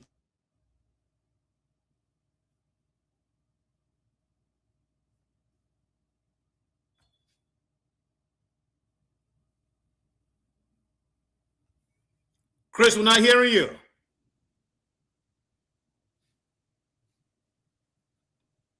Yeah, He that's muted the problem. himself. Are you getting me now? Yeah, we hear you. Yeah, so simply me, I was yeah, just yeah. hang. So simply me, I was just hanging. Oh, yeah. Thank you, Mr. Wright. Thank you so Okay. so much. All Thank right. you. Oh, thank you. Okay. All right. So So let let's me welcome Mr. just J. start it over Christopher and Nippet. and Okay. and Let's welcome J. Christopher Nippet. What are we saying first, Chris? What are you saying? Quickly. What are you saying first, Chris? What are you saying?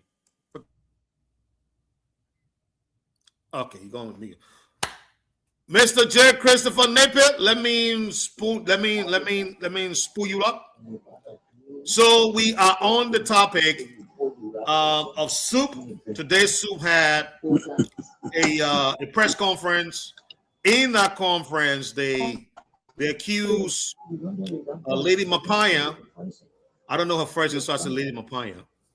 Lady Mapaya of of wrongfully increasing fees at the university, and they also accuse her of making wrong statement that some of the item lines in the budget were meant to service school buses and other logistical needs, and they said the school had no bus or no buses.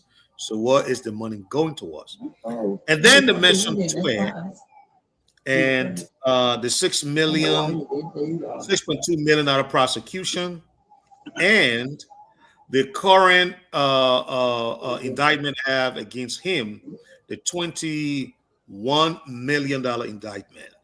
They said that was out of touch because, consider it's witch hunt because, logically you can't leave $21 million for $6.2 million. The gap is just too wide to do that. It doesn't make no sense. And then they also said that a civil society organization in the country is non-existent because it's not speaking on behalf of the downtrodden. So, please introduce yourself and give us your take on that before we move on to the next topic. Well, as always, my name is Christopher J. Nippet. It's a pleasure, those of us on the platform, to be back on TOP. And I'm back to DEPA. And to you, the radio audience, good to be in your, be on the radio to speak with you. Thank you for always listening to us. This is your station and it is your television program. Thank you. Thank you. Right. Thank you. Yeah. So welcome to the show. You want to give did you hear my I hear you. Tuition and fees and 21 million to leave 21 million for 6.2 million. Yeah, you want to give your analysis on that? Absolutely. In the first place, the question is why are students in school? Students are in school to learn. And there's a famous song that we learned way there in elementary school. We all go into our classes with clean hands and faces to pay great attention to what we are taught. Or else we shall never be happy and clever, for learning is better than silver and gold. There are two things there. One is of the university campus, The other is right within the university campus. And that one that is within the corridors of the campus has to do with tuition and fees. And if you were to ask any of those students to name you any place in the whole world where tuitions, especially in a quality education setting, is absolutely free, that you're not even paying for anything, the question comes to mind is not even in Nigeria, not even in South Africa, not even in Ghana, not even in Guinea, Senegal, Mali, Sierra Leone. Tuitions are not there because the people want to eat money. It's to do the operation of the school. And I wrote something short on Facebook today that confusion is not the way out. If they are concerned, understandably too, that people are not getting salary on time. Yes, thank you, Mr. Nubo. People are not getting salary on time. People are paying Liberian dollars. And it is a huge burden that comes on families in Liberia. So what will you do if you were a smart student? As a smart student, you want to go to the president, sit with the president. In fact, do it gradually. Go to the vice president for student affairs at the University of Liberia. Start the conversation. The conversation can be elevated to a discussion. When you find out certain things are not happening, then you elevate it to the principal. Then you cannot have what you need. We have to be civil, especially students that want to be leaders tomorrow.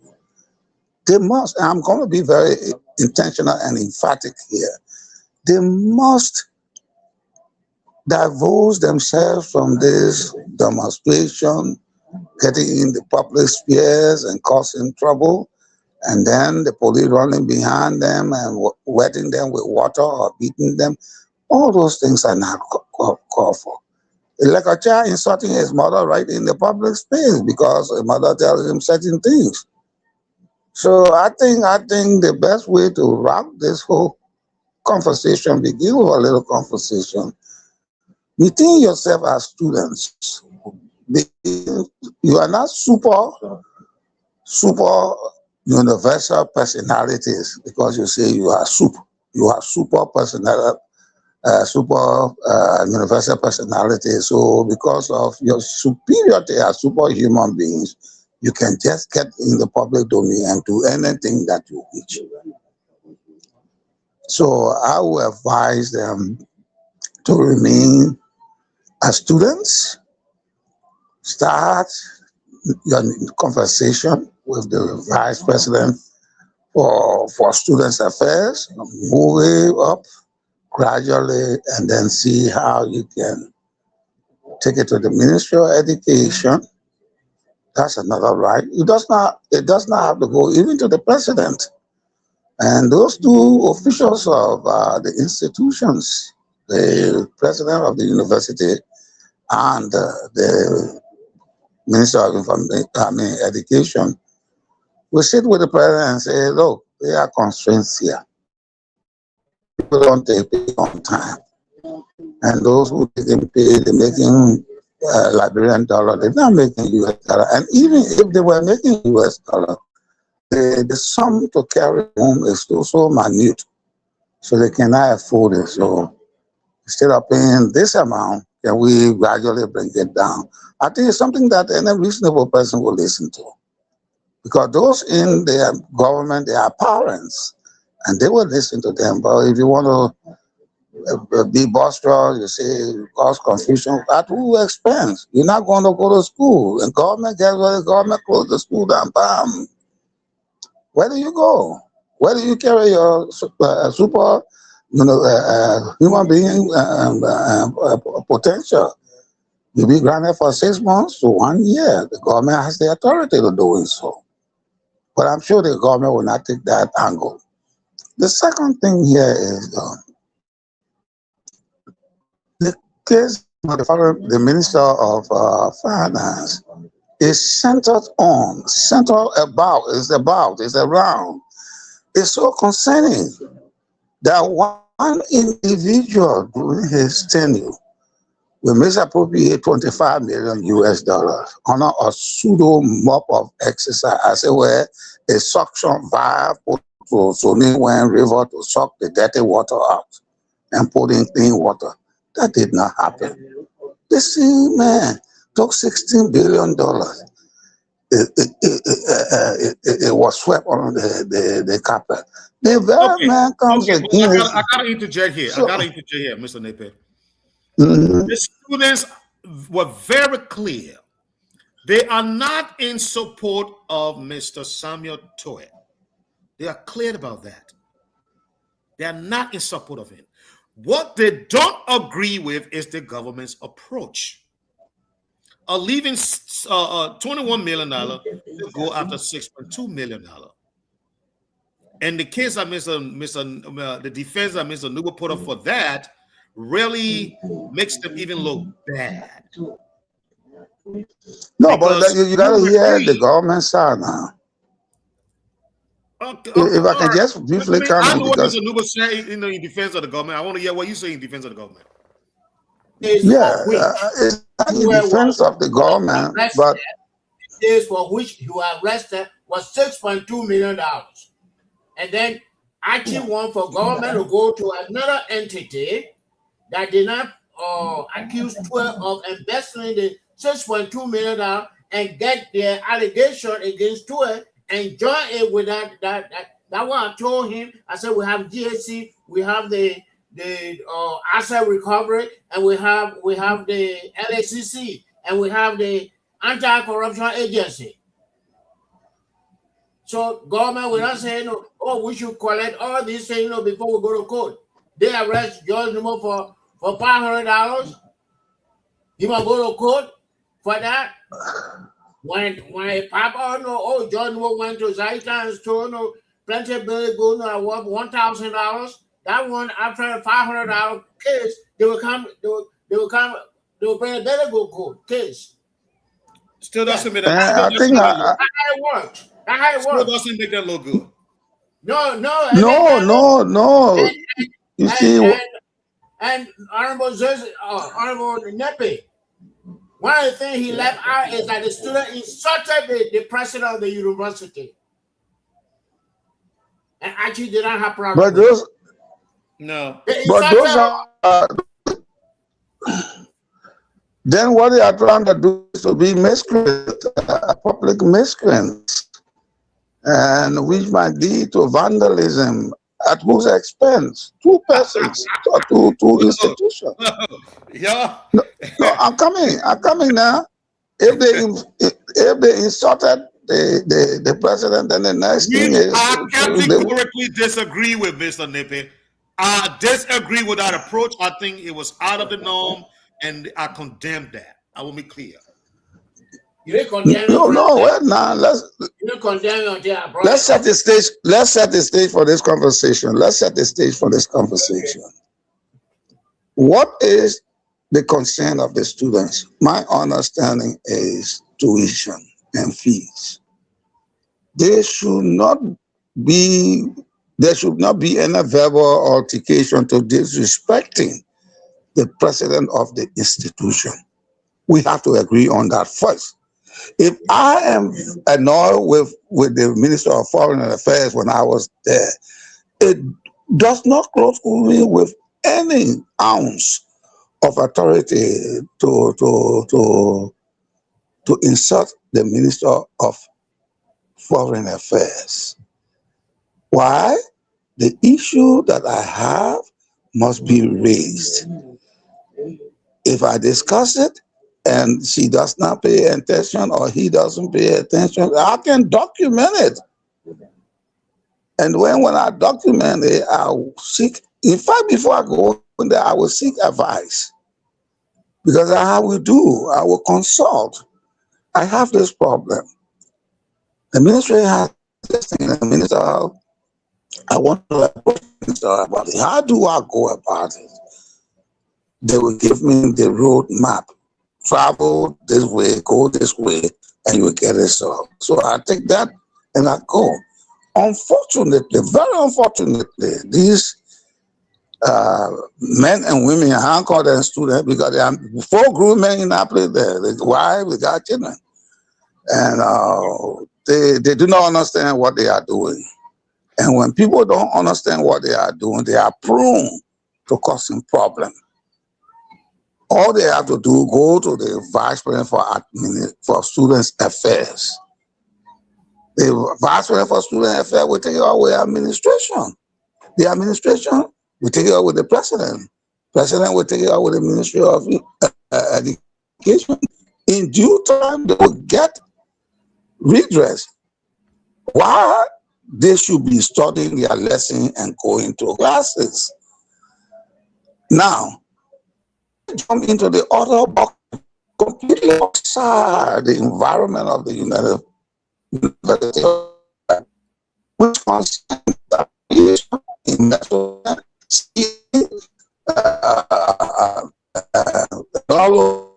they are not close with that. Mr. Nippy, your connection is very bad. You're breaking in. Really? What's happening with connection? Okay, now you're better. If you can stay right in that position, you'll be good. Okay, they are not close with that. They are not close with that. They should be concerned with their education. That is the reason why they are within that compound. Be concerned about your education. If there's any other thing that has to do with criminality, that's not your business.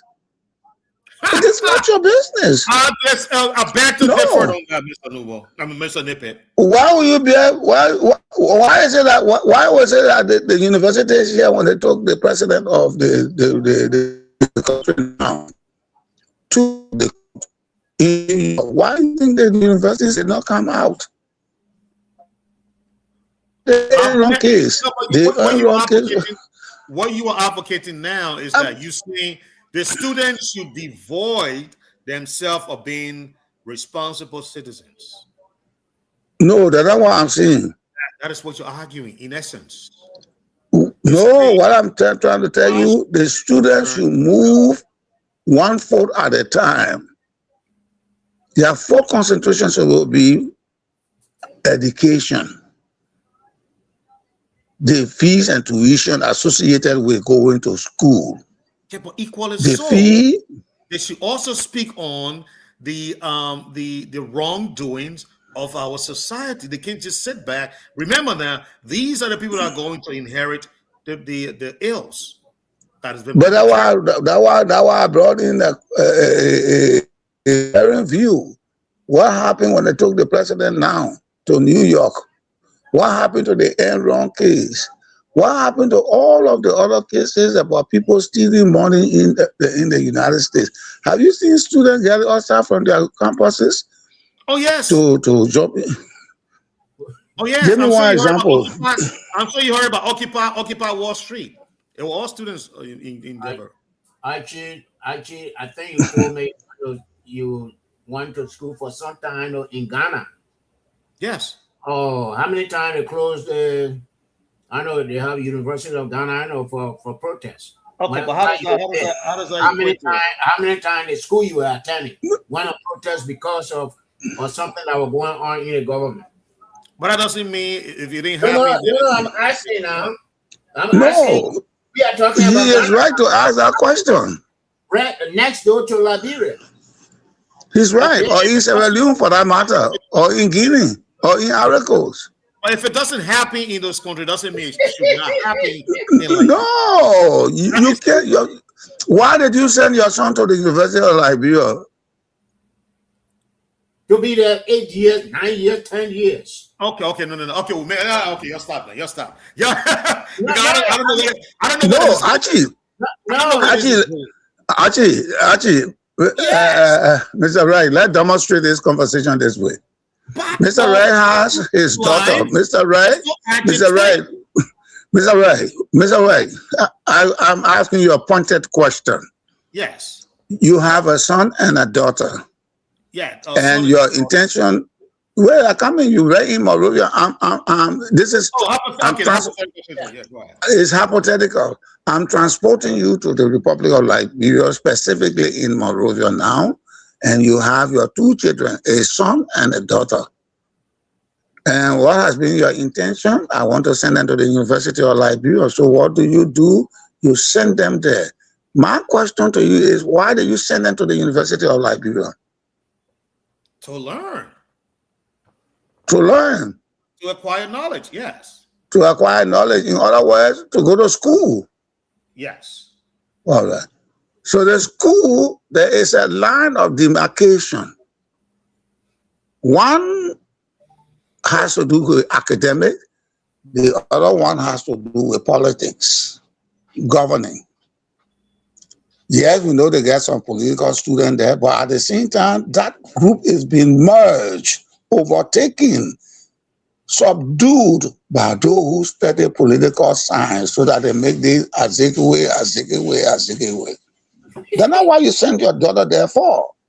You sent your daughter, the purpose of you sending that girl to the school or that boy to the school to acquire what? Knowledge.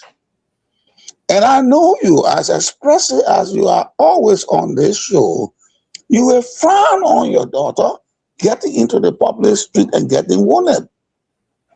And a decent father will say, I did not send you to the university to go and leave your classes, boycott your classes, and jump into the public street. Now look at the people send you a pellet or tear gas went to your eye, and you want me to carry you to the hospital now, to the doctor. We have to, you see, we have to be honest here.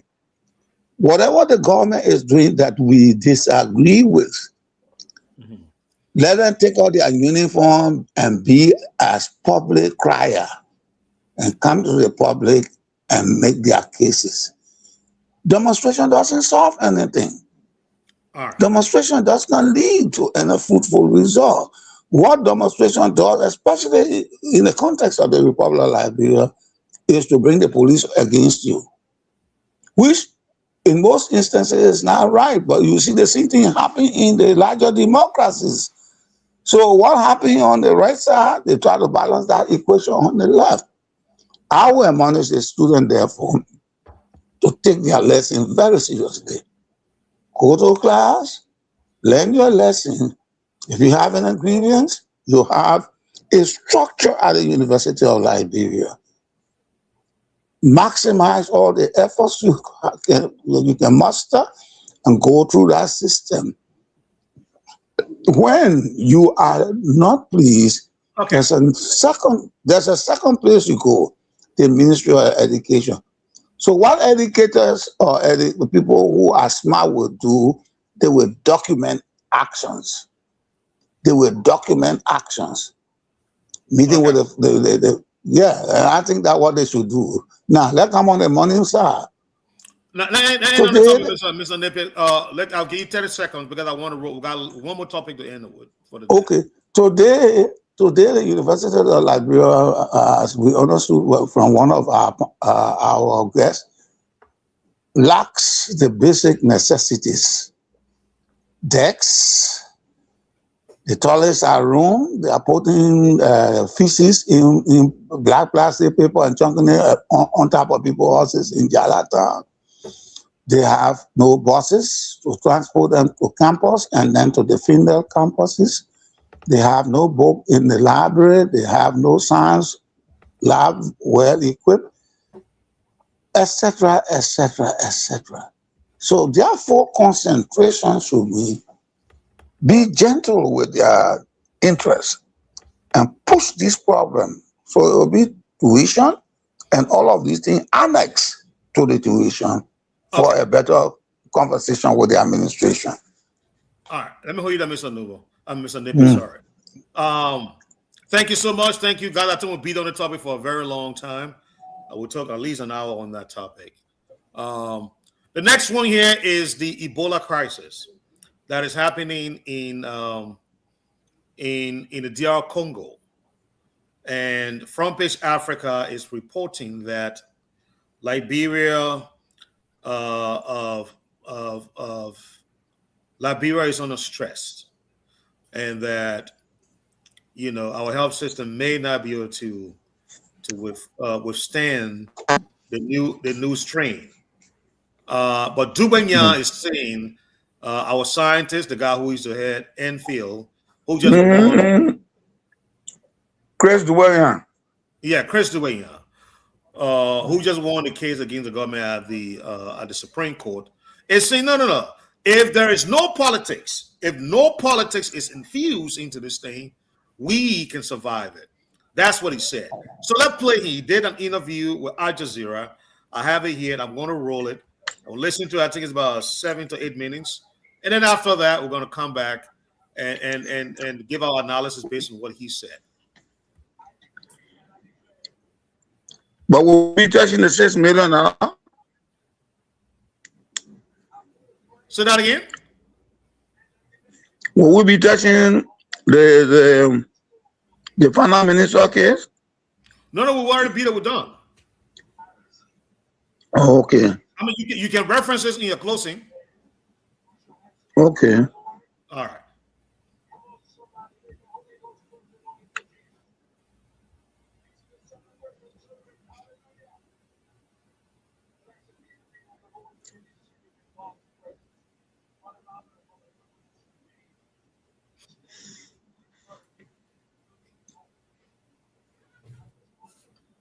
Also, a coordination of multinational forces of expertise in public health research and response did help to quell the Ebola outbreak in the 3 countries, Liberia, Guinea, and Sierra Leone. Once these efforts are conglomerated in terms of provision of resources as well, material as well as financial resources, I believe this experience can be transferred over to what is currently happening in Uganda and the DRC Congo. Doctor, there was a vaccine, as I mentioned, developed in the West African outbreak. I wonder, is it useful for people in Uganda, in the eastern DRC, to be taking that vaccine now, or are the strains too different? The strain that is currently causing the havoc in Uganda and DRC Congo is different from the strain that we experience in West Africa. Yeah, West Africa, we experience the Zaire strain, which is the most prevalent one that DR Congo has also experienced in the past. Now we have the Buju, which is very rare and have caused very rare outbreaks. And so researchers and medical practitioners and public health experts alike need to double up our efforts in order to produce a vaccine. Since we have a vaccine for the Zaire strain already, that vaccine can be tweaked in a way that it can become a divalent or multivalent vaccine to incorporate the Buju and other strains such as the Tai and the rest. So if it's already, or if it can be tweaked relatively easily, then how quickly do you think that it can be actually rolled out and, going into people's arms? Well, we have the mRNA technology, which was used to very rapidly produce the COVID-19 vaccine. And so if we are to employ such a technology, which is readily known to be effective and safe in terms of its usage for the production of vaccine, I think we can roll that out as quickly as possible. But there have been very difficult things in the research because the Buju has been a very rare strain and not much has been focused on it. So there's quite a lot to do, but if we can employ that technology, I believe we can be able to address the current situation within the next 4 or 5 months or so, even if not now. Doctor, I know that a lot of your experience is in developing tests for diseases, and I wonder, in the previous West African outbreak of Ebola, how important was testing, and did you encounter any resistance or reluctance for people to actually get tested? Well, because of the deadly nature of the outbreak, people were availing themselves to be tested, although there were cultural resistance, social setting kind of resistance, but people were readily available once they were brought into the facility, the holding facilities, they were ready to be tested. In fact, there was not a choice. Yes, I did develop a diagnostic test, a multiple diagnostic test that can test for Ebola and other diseases, infectious diseases that present similar onset symptoms like malaria or typhoid, so as not to confuse malaria infection with Ebola infection as it was during the 2014 outbreak, when similar symptoms were used and were or created misdiagnosis. Doctor, I don't want to make too much of a comparison to the COVID-19 pandemic, because obviously these are different things. COVID was much less deadly, but spread much more easily. This one spreads not nearly as easily, but obviously is much more deadly. Do we have a better understanding of how this virus or this disease is actually spread? I mean, or how it's most commonly spread? I mean, are we talking about sneezes or, somebody talking too close to you? You're talking about sexual activity. What's the most common method of transmission? Well, one of the most common method of transmission is actually contact with contaminated materials or humans that have the bodily fluid of the containing the virus. That's the most common contact. And so we found that in various body fluids, so in saliva. And so if anybody coughs near you and you have a high quantity of the virus within the saliva, those droplets, when inhaled, can cause disease in a healthy person. And so that's why we talked about the social distancing, less contact, hand washing, and also reporting symptoms when you feel those common symptoms that are typical of other viruses, particularly when there's an outbreak of the very virus, which is the Bundibugyo strain of the Ebola virus currently. Doctor, one last question for you. In the previous outbreak, there were cases outside of West Africa, to other African countries, to Europe. There was even at least one case in the United States. Why do you think it was that the virus never really took hold in those places and caused further outbreaks there? And do you expect there to be further outbreaks in other parts of the world outside of Africa this time around? Further outbreaks outside of Africa this time and any time is possible due to the movement of people between continents and among countries. The US and Europe, when they had those cases, they quickly handled them because they had a robust public health mechanism that is prepared and responds to various outbreaks of diseases. At the time in West Africa, Liberia, Sierra Leone, and Guinea, we did not have public health entities. In fact, that which led to my proposal to Congress, as you earlier stated when I testified, for the Public Health Institute to be established and for the Africa CDC to be established. Now that we have that, we are glad that other outbreaks that have come out during the course of that time after Ebola, we have been able to respond to them effectively, although we still need outside help. Now, because the virus is concentrated mostly in Africa, it appears that these epidemics are only in Africa, the outbreaks are only in Africa. But once it hits a global scale, then the world will turn to us and then begin to put in as much resources as they think they can because they want to save their people. And so my appeal and our appeal from humanity's standpoint is that we shouldn't wait for these diseases to be global, to be a pandemic before we act. We must act as soon as they crop up because with globalization, you can never tell when a disease slips out and then go into your country, be transmitted into your country and infect your people. Yeah. It's Africa's problem today, but it could be spread to other countries tomorrow. A good lesson to keep in mind. Dr. Dugube Christopher Yan, Director General of the National Public Health Institute of Liberia. We appreciate you sharing your experience and expertise with us today. Thank you, Doctor.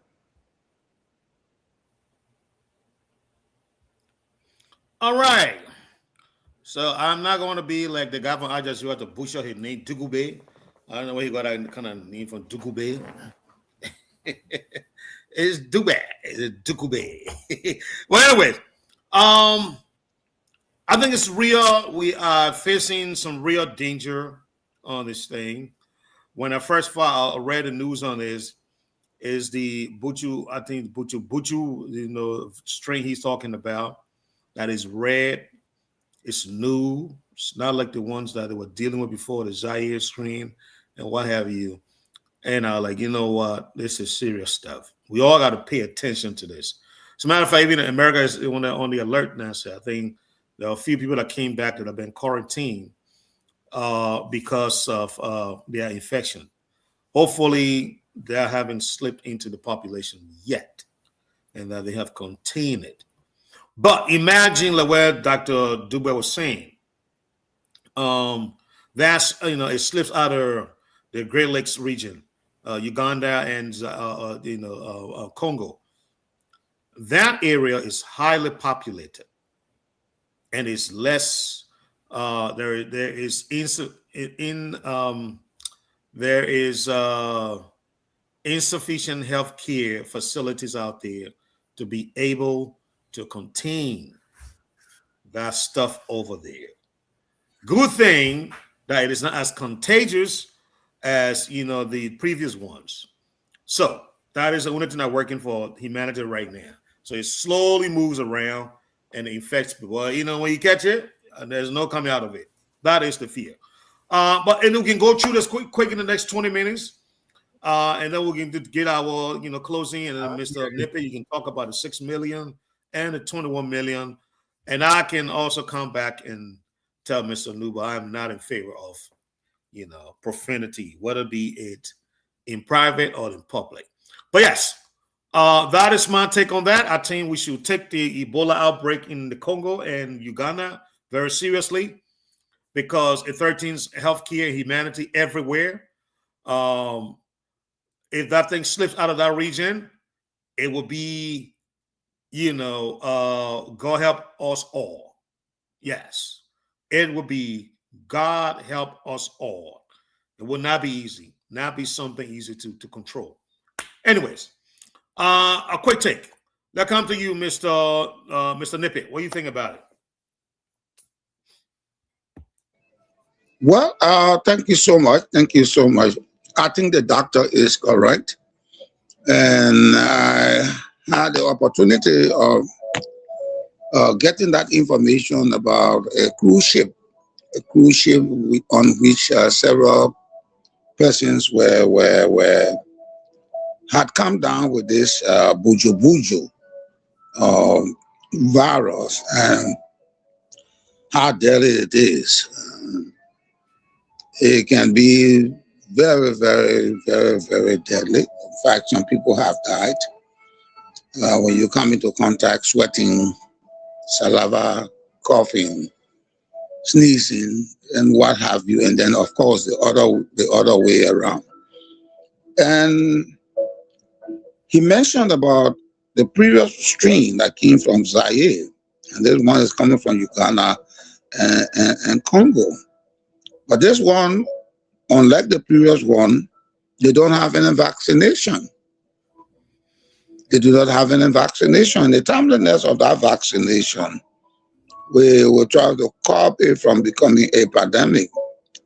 And the interviewer asked him about testing, and he was quick to point out that he created something that can diagnose all of those various illnesses, so that you cannot miss and say, oh, they want here that malaria, and not knowing it is not malaria, that diphtheria,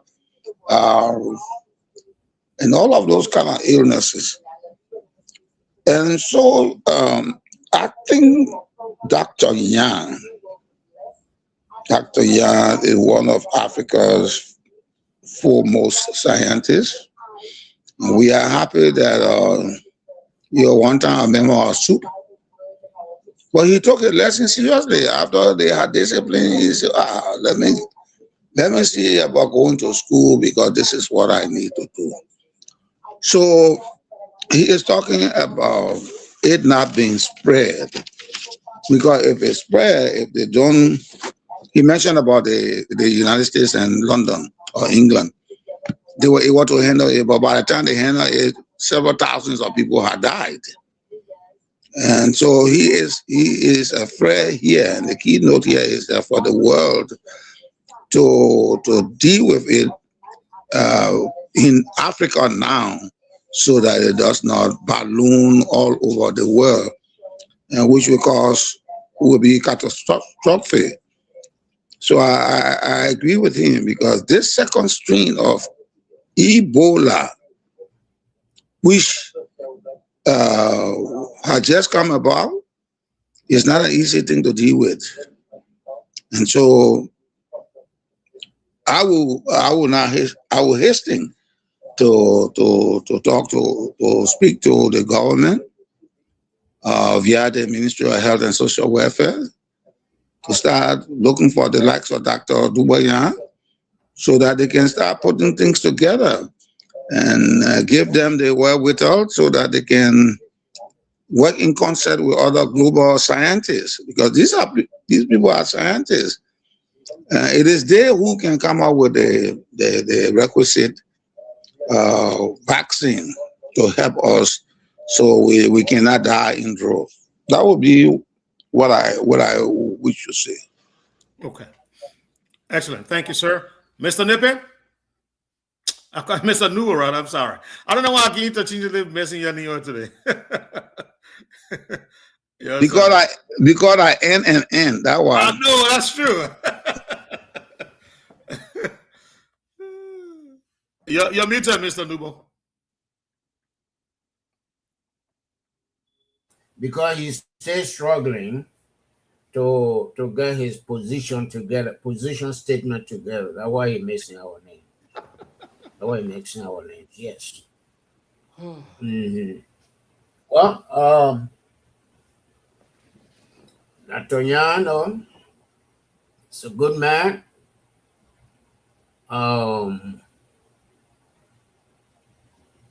I hope I would have loved him being in Liberia in 2015, even though he was here, creating awareness. And he talked about Enfield, he said, that his effort when he testified before the Congress, it led to the establishment of the entity. But if we were smarter, more could have been done. The international community spent millions of dollars. U.S. government spent millions of dollars. And instead of building those structures, laboratories at university campuses, using our money,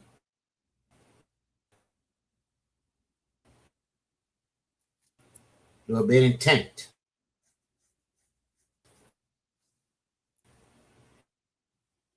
Those tents are gone. The pickups that were donated as ambulances, few months later, the pickups were hot and cold.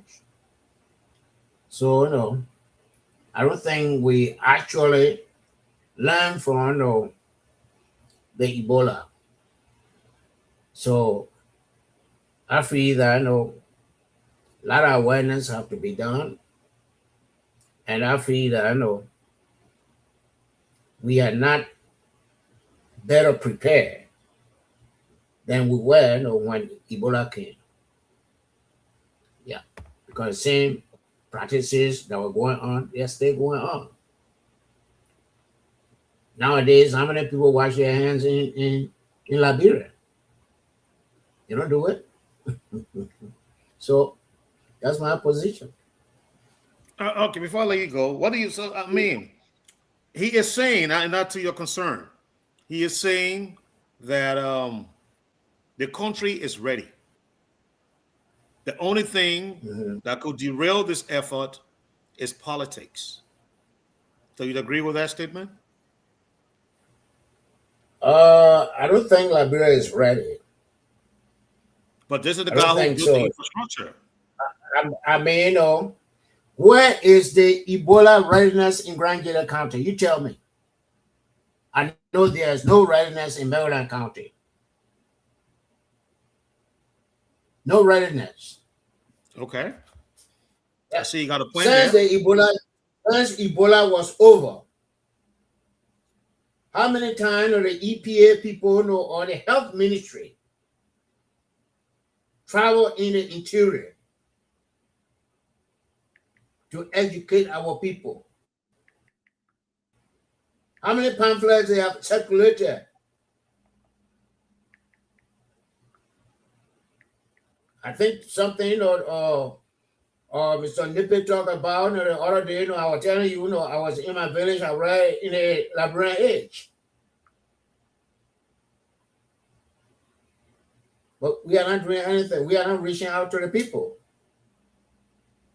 We're not reaching out to the people. People in the interior, they don't even know that there's outbreak of Ebola-like virus in the Congo. They don't know. Yeah. Even if the Ebola is in Taboo, next door to Maryland, the people in Maryland, we don't know, and they will go, they shake hands, they do this and do that, and they bring it back home. So I don't think we are prepared. I don't. If we are prepared, how politics will interfere. Politicians will say, "Oh, no, don't cover your nose." So I beg to differ with him. I feel that we are not prepared. Thank you. And so my question back to you again. I want to push back on a little here. This is a guy who was in charge. I know you're saying that and you raise a very good point, but he built the system, and he is saying that we are ready. So let's say, for example, let's take your very dire a question, which is very, we should get everyone of the worry now, because I don't think people in that country thinking about what you just said. What if there is a breakout in the counties? Are we expecting people to race from Monrovia? Are we expecting people to race from Monrovia to go to the counties? And by the time they get there, won't it be too late? If there's an outbreak in, say, Lofa, the same place they entered Liberia in 2014, and you gotta bring the patients to Enfield, or Enfield have to travel to Lofa. Enfield does not have a branch in Lofa. They don't have a branch in Maryland. They don't have a branch outside Monrovia. To Enfield, Monrovia is Liberia. And then he talking about politics. That's politics right there.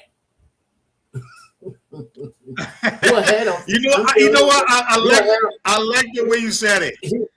I think that's politics. He was Enfield head. Even though he was not there for long, but where is the blueprint of decentralizing Enfield? Did he leave any blueprint behind? No, he did not. And that too is politics. Yeah. I differ with you. I differ with you right there. I differ with you right there. Show your reason. Show your Dr. Young, as an inventor, a medical inventor, who was able to create a diagnostic engine or a diagnostic machine, will not prepare Liberia and then say that Liberia is prepared. This is why you heard him say, divorce of politics, we are ready. Or if politics does not come in, Liberia should be ready. Liberia should be ready, but unfortunately, it's like, don't let us think about repairing it until it's spoiled. And sometimes when it's spoiled, before you try to repair it, you can sometimes leave it unrepaired. So this is why he's asking us to be on top of the game. He has the diagnostical equipment. They can multiply them. They can be sent to the different area. And this is why he lay emphasis on finding the vaccination, coming up with a vaccination, so that we cannot have the kind of problem to spread throughout Liberia. Because I remember the Ebola killed Dr. Brisbane. The nurse was trying to do something, a procedure on the patient. Dr. Brisbane grabbed you are wasting time, we're wasting time. And then when he put his bare hands there, the answer was death. It killed one of my colleagues at the Ministry of Foreign Affairs. The little sister had come down with it. She was a nurse. And she also was a nurse, a trained nurse, though she was the executive secretary to the Ministry of Foreign Affairs. She tried to help her sister, and then she went. So what this doctor is saying, that this second stream of Ebola is more deadly, or it is deadlier than the first stream. So politics should not come into it, because already we have 5,200,000 people. If we start playing politics, just as you said, Mr. Nubo, it is not in the leeward areas. What will happen? It will try to Lofa again and start coming to Bong, and eventually it will go to Nima. From Nima, forget about it, spread all over Liberia, and people will die. So he is trying to urge the government of the Republic of Liberia to do away with anything that has to do with politics. If we need 15 or those kind of machines, he wants them to be done. And then to get into the field right away to team up with his colleagues in the Western countries, see how they can come up with the Ebola vaccine. I think that's where Dr. Yan is coming from. Well, I don't know what kind of machine you're talking about. They have diagnostic machine, the diagnostic machine. They don't have it. They don't have it. They have it for the Nigerian or strain of Ebola. They have the how to call it, the chance for it to prevent you from catching it. But this one, they don't have anything. No, they want the only thing they need a vaccination. That's why you mentioned. No, the vaccination is not there.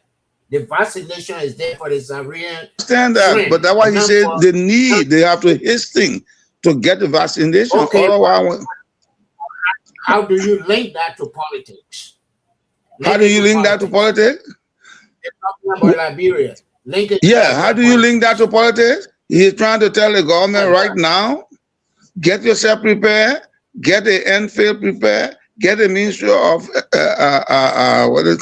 Health and Social Welfare prepared, and so that they can team up with all of the world's organization of scientists, so that they can produce this thing here on a rapid scale and send out our batch. So by the time it comes, we'll be having soldiers at the border to prevent it from catching anybody in Liberia. I think that's what the thrust of his thought was.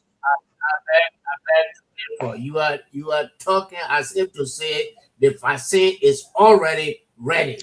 No, that's not what I'm saying. That's not what I'm saying. They have not done any testing. They have not done anything when it comes to creation of vaccine. And he talking about politics. Okay, if he is to advise or say Joe Boakai, say this thing is serious, we should not make the same mistake we made in 2014. So these are my suggestions. Has he done that? Or El Zero, I know how to call him before he talk about politics. No. You see, I come in, Mr. Right. One step where you behind, and then Boko Ball Hill. And then thing you see that resemble Boko Ball Hill, you will talk about it. I think what he is trying to say by inference is, I'm just surmising now, I'm not in his heart. But if you come to realize, if you come to realize Dr. Dubanyan, an inventor, the one that was behind this whole thing here, we went to Congress and all that to have our place structured, we understand that he was removed. Whatever, he was relieved of his duty. And I think I heard you or Mr. Wright say he went to the Supreme Court, and Supreme Court said, return him to sender. Now we don't know whatever sender is going to take him back. So this is why he is saying, let it not be as it happened to me. This is about a global sickness or a sickness that is coming. Let us prevent it from becoming a pandemic. Because if it becomes a pandemic, it will be difficult for us to. This is like a rat that is running from far off with gasoline on his back, and it's trying to come into our town with tax horses. So if it jump on one of those tax horses that are closely knitted, the whole town will burn. I think this is what he's saying, because it happened to him. So if you inject politics inside, the way he was relieved of his post, I am sure he does not mind that he was relieved. But what he's talking about now is, let's save the people. I want to stop right on that. Okay, so let me just read a quick statement to let you guys know what he was referring to. Quote, there must be collaboration, but collaboration itself should not be a guise of practically attempts to usurp the functions of skilled technocrats at the Public Health Institute if we are to mount an effective outbreak response in Liberia. End quote. You want me to read it again? This is what he said. Oh, I got it. That amounts to what I was saying. Yeah, that's what he's saying. Let the technocrats do the technical work. Yeah. Collaborate. Don't try to take my work from me as a technocrat just because we're collaborating. You know. Or not only that, don't do it as you did before. The time is now for us to collaborate. That's why I said he needs everything all the way with us so that they can work in concert with people in the larger democracy so that they can bring about the vaccine. And when that happens, Liberia have its batch of vaccination so that the rat can jump on the tax horses. Because if the rat jump on the tax horses, we don't know who it will be affected. And that's what he's saying. All righty, gentlemen. We got 8 minutes to go. And I really wants to get Chris out of that studio because I can see that he's tired. So let's do this here. Mr. Nipper, I'm going to come to you last, and then you can include the 6 million you want to talk about, and then we'll go to Chris, but Chris will send us home. Mr. Nuba, let's come to you for your closing, sir.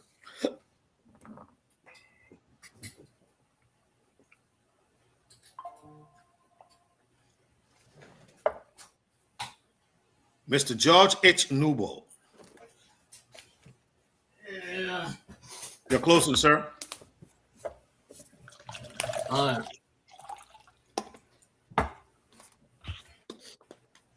Well, thanks. It was a good show. And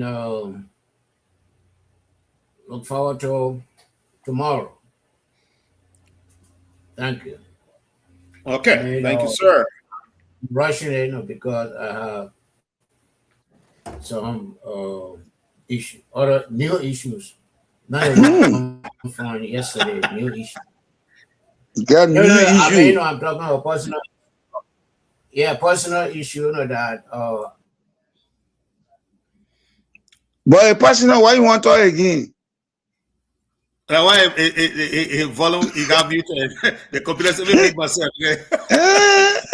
The thing that personal, they ain't want to talk.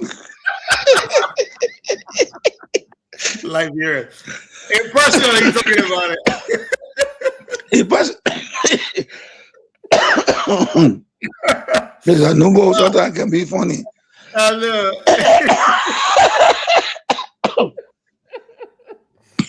He laughing.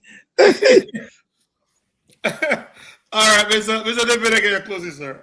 Well, I think the show has been very, very, very, very interesting, and not only interesting, but it comes on the heels of the urgent need for peace in our country. Our peace, when people doing their thing, we think we are getting down the terrain of trouble. And I will inject something there, which is right in the corner of Grand Jide County, about the Burkinabes that are almost about 30 or more thousand people, if that story is correct. And now we have the soup people not thinking about their school business. Why it is true, the question about tuition is very legitimate to be solved. But I think and the way they want to go about it is not good. I'll make the final minister on the thing the last, but let me get to the Ebola, because we have had a Zaire strain, which was the previous, and now we have the same kind of strain, but elevated Ebola strain, which is between Uganda and Congo, called the Buju Buju. Buju Buju is more deadly, more severe than the first strain, which was the Zairean strain. Testing should be done as soon as possible. People should be made available as soon as possible. The funding should be made available as soon as possible. Maybe there's a need to replicate the test kit that he invented. The government should be there to give him the money or give the international community the money so that they can replicate. They should be proud that a son of Liberia, one of Africa's son, God endowed him with a kind of wisdom to have invented something. We should buy into it. We must be proud to promote it. And perhaps it might be necessary to prevail upon him and say, why don't you make it in Liberia? Or since you are a Liberian, say, made by Liberian. That would be something good to carry our name forward. And he emphasized the fear of transmission. The fear of transmission can be through call, through handshake, through body sweat, through sexual communication or intercourse. Then all of those things are the way these things can be done, and he's emphasizing that people should be able to wash their hands and use the hand sanitizer, etc., etc. So on his last point, he wants to encourage the government of the Republic of Liberia to use its political weight, be very intentional, divorce itself from anything that will be a cable to the preventive mechanism that is envisioned by Dr. Dubois Yang, so that we can be ready. When the whistle is blowing, we see the rat coming, we will have barricaded the rat and will be on that other side. Now I come to my final point here. Why do we have the students at the University of Liberia crying? And they are justified.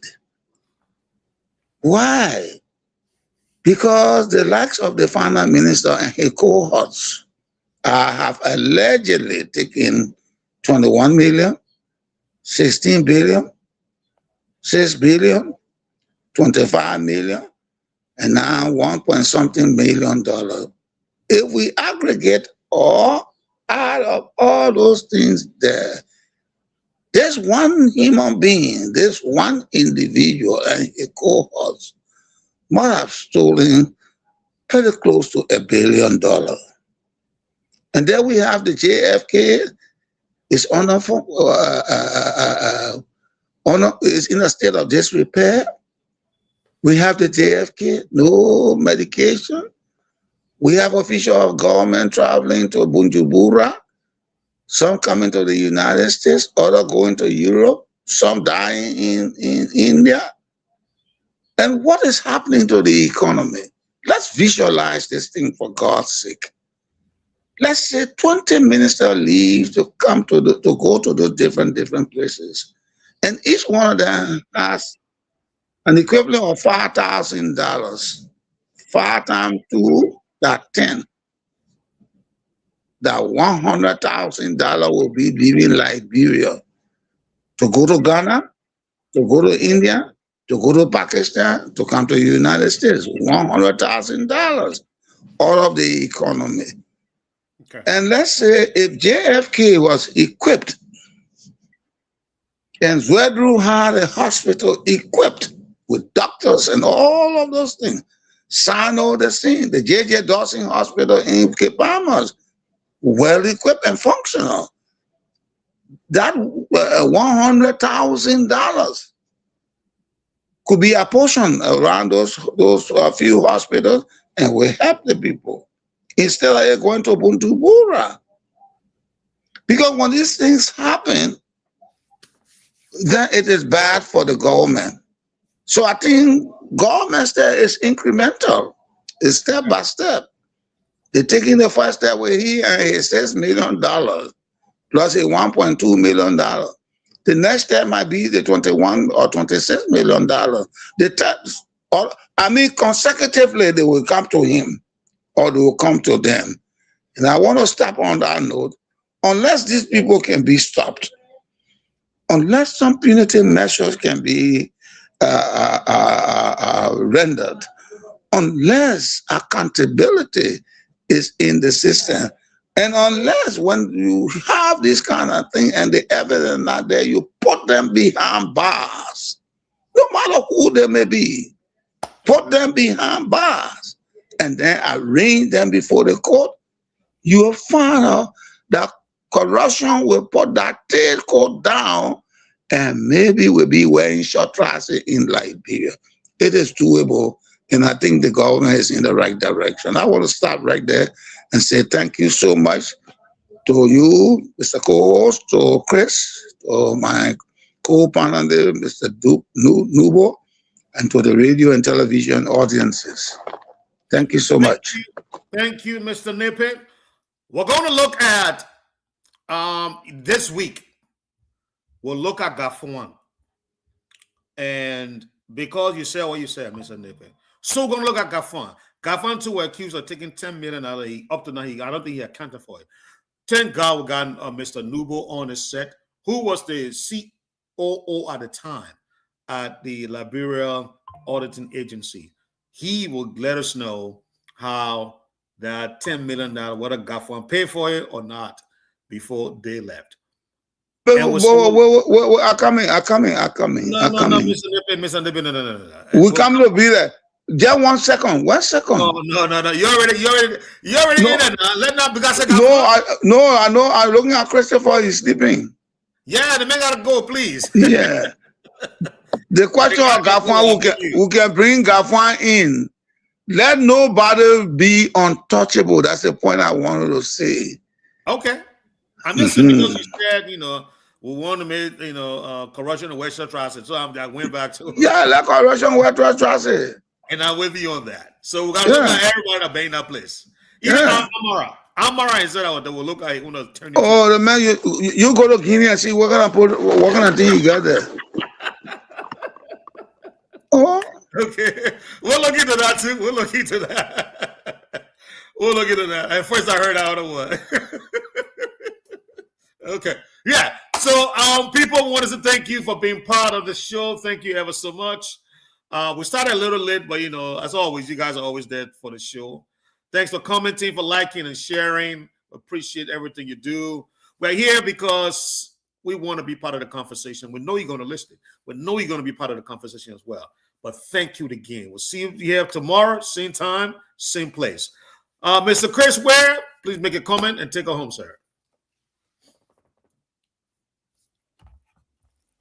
Okay, the show was great. Let me say thanks to you, the co-host, Mr. Wright, and also to my fathers. Yeah, every one of you, I can say, Mr. Christopher Nippy and Mr. George H. Nimbo. I'd like to say thanks to every one of you and our listeners out there. Let me appreciate the Alberto D4 because Grand Jida, especially this graduate sir, because of one of the outstanding young men who bringing young people up, and the most happier part about it is, in what recognized on the platform. And so I'd like to say thanks to every one of you. We were not sleeping, but we're listening and enjoying the show. And we are so glad to be here. And so I'd like to say thank you so much to all of the panelists and our regular listeners. Have a great time. We'll meet tomorrow by the grace of God. Thank you so much. Thank you so much, Chris. Thank you so much, Chris. Okay.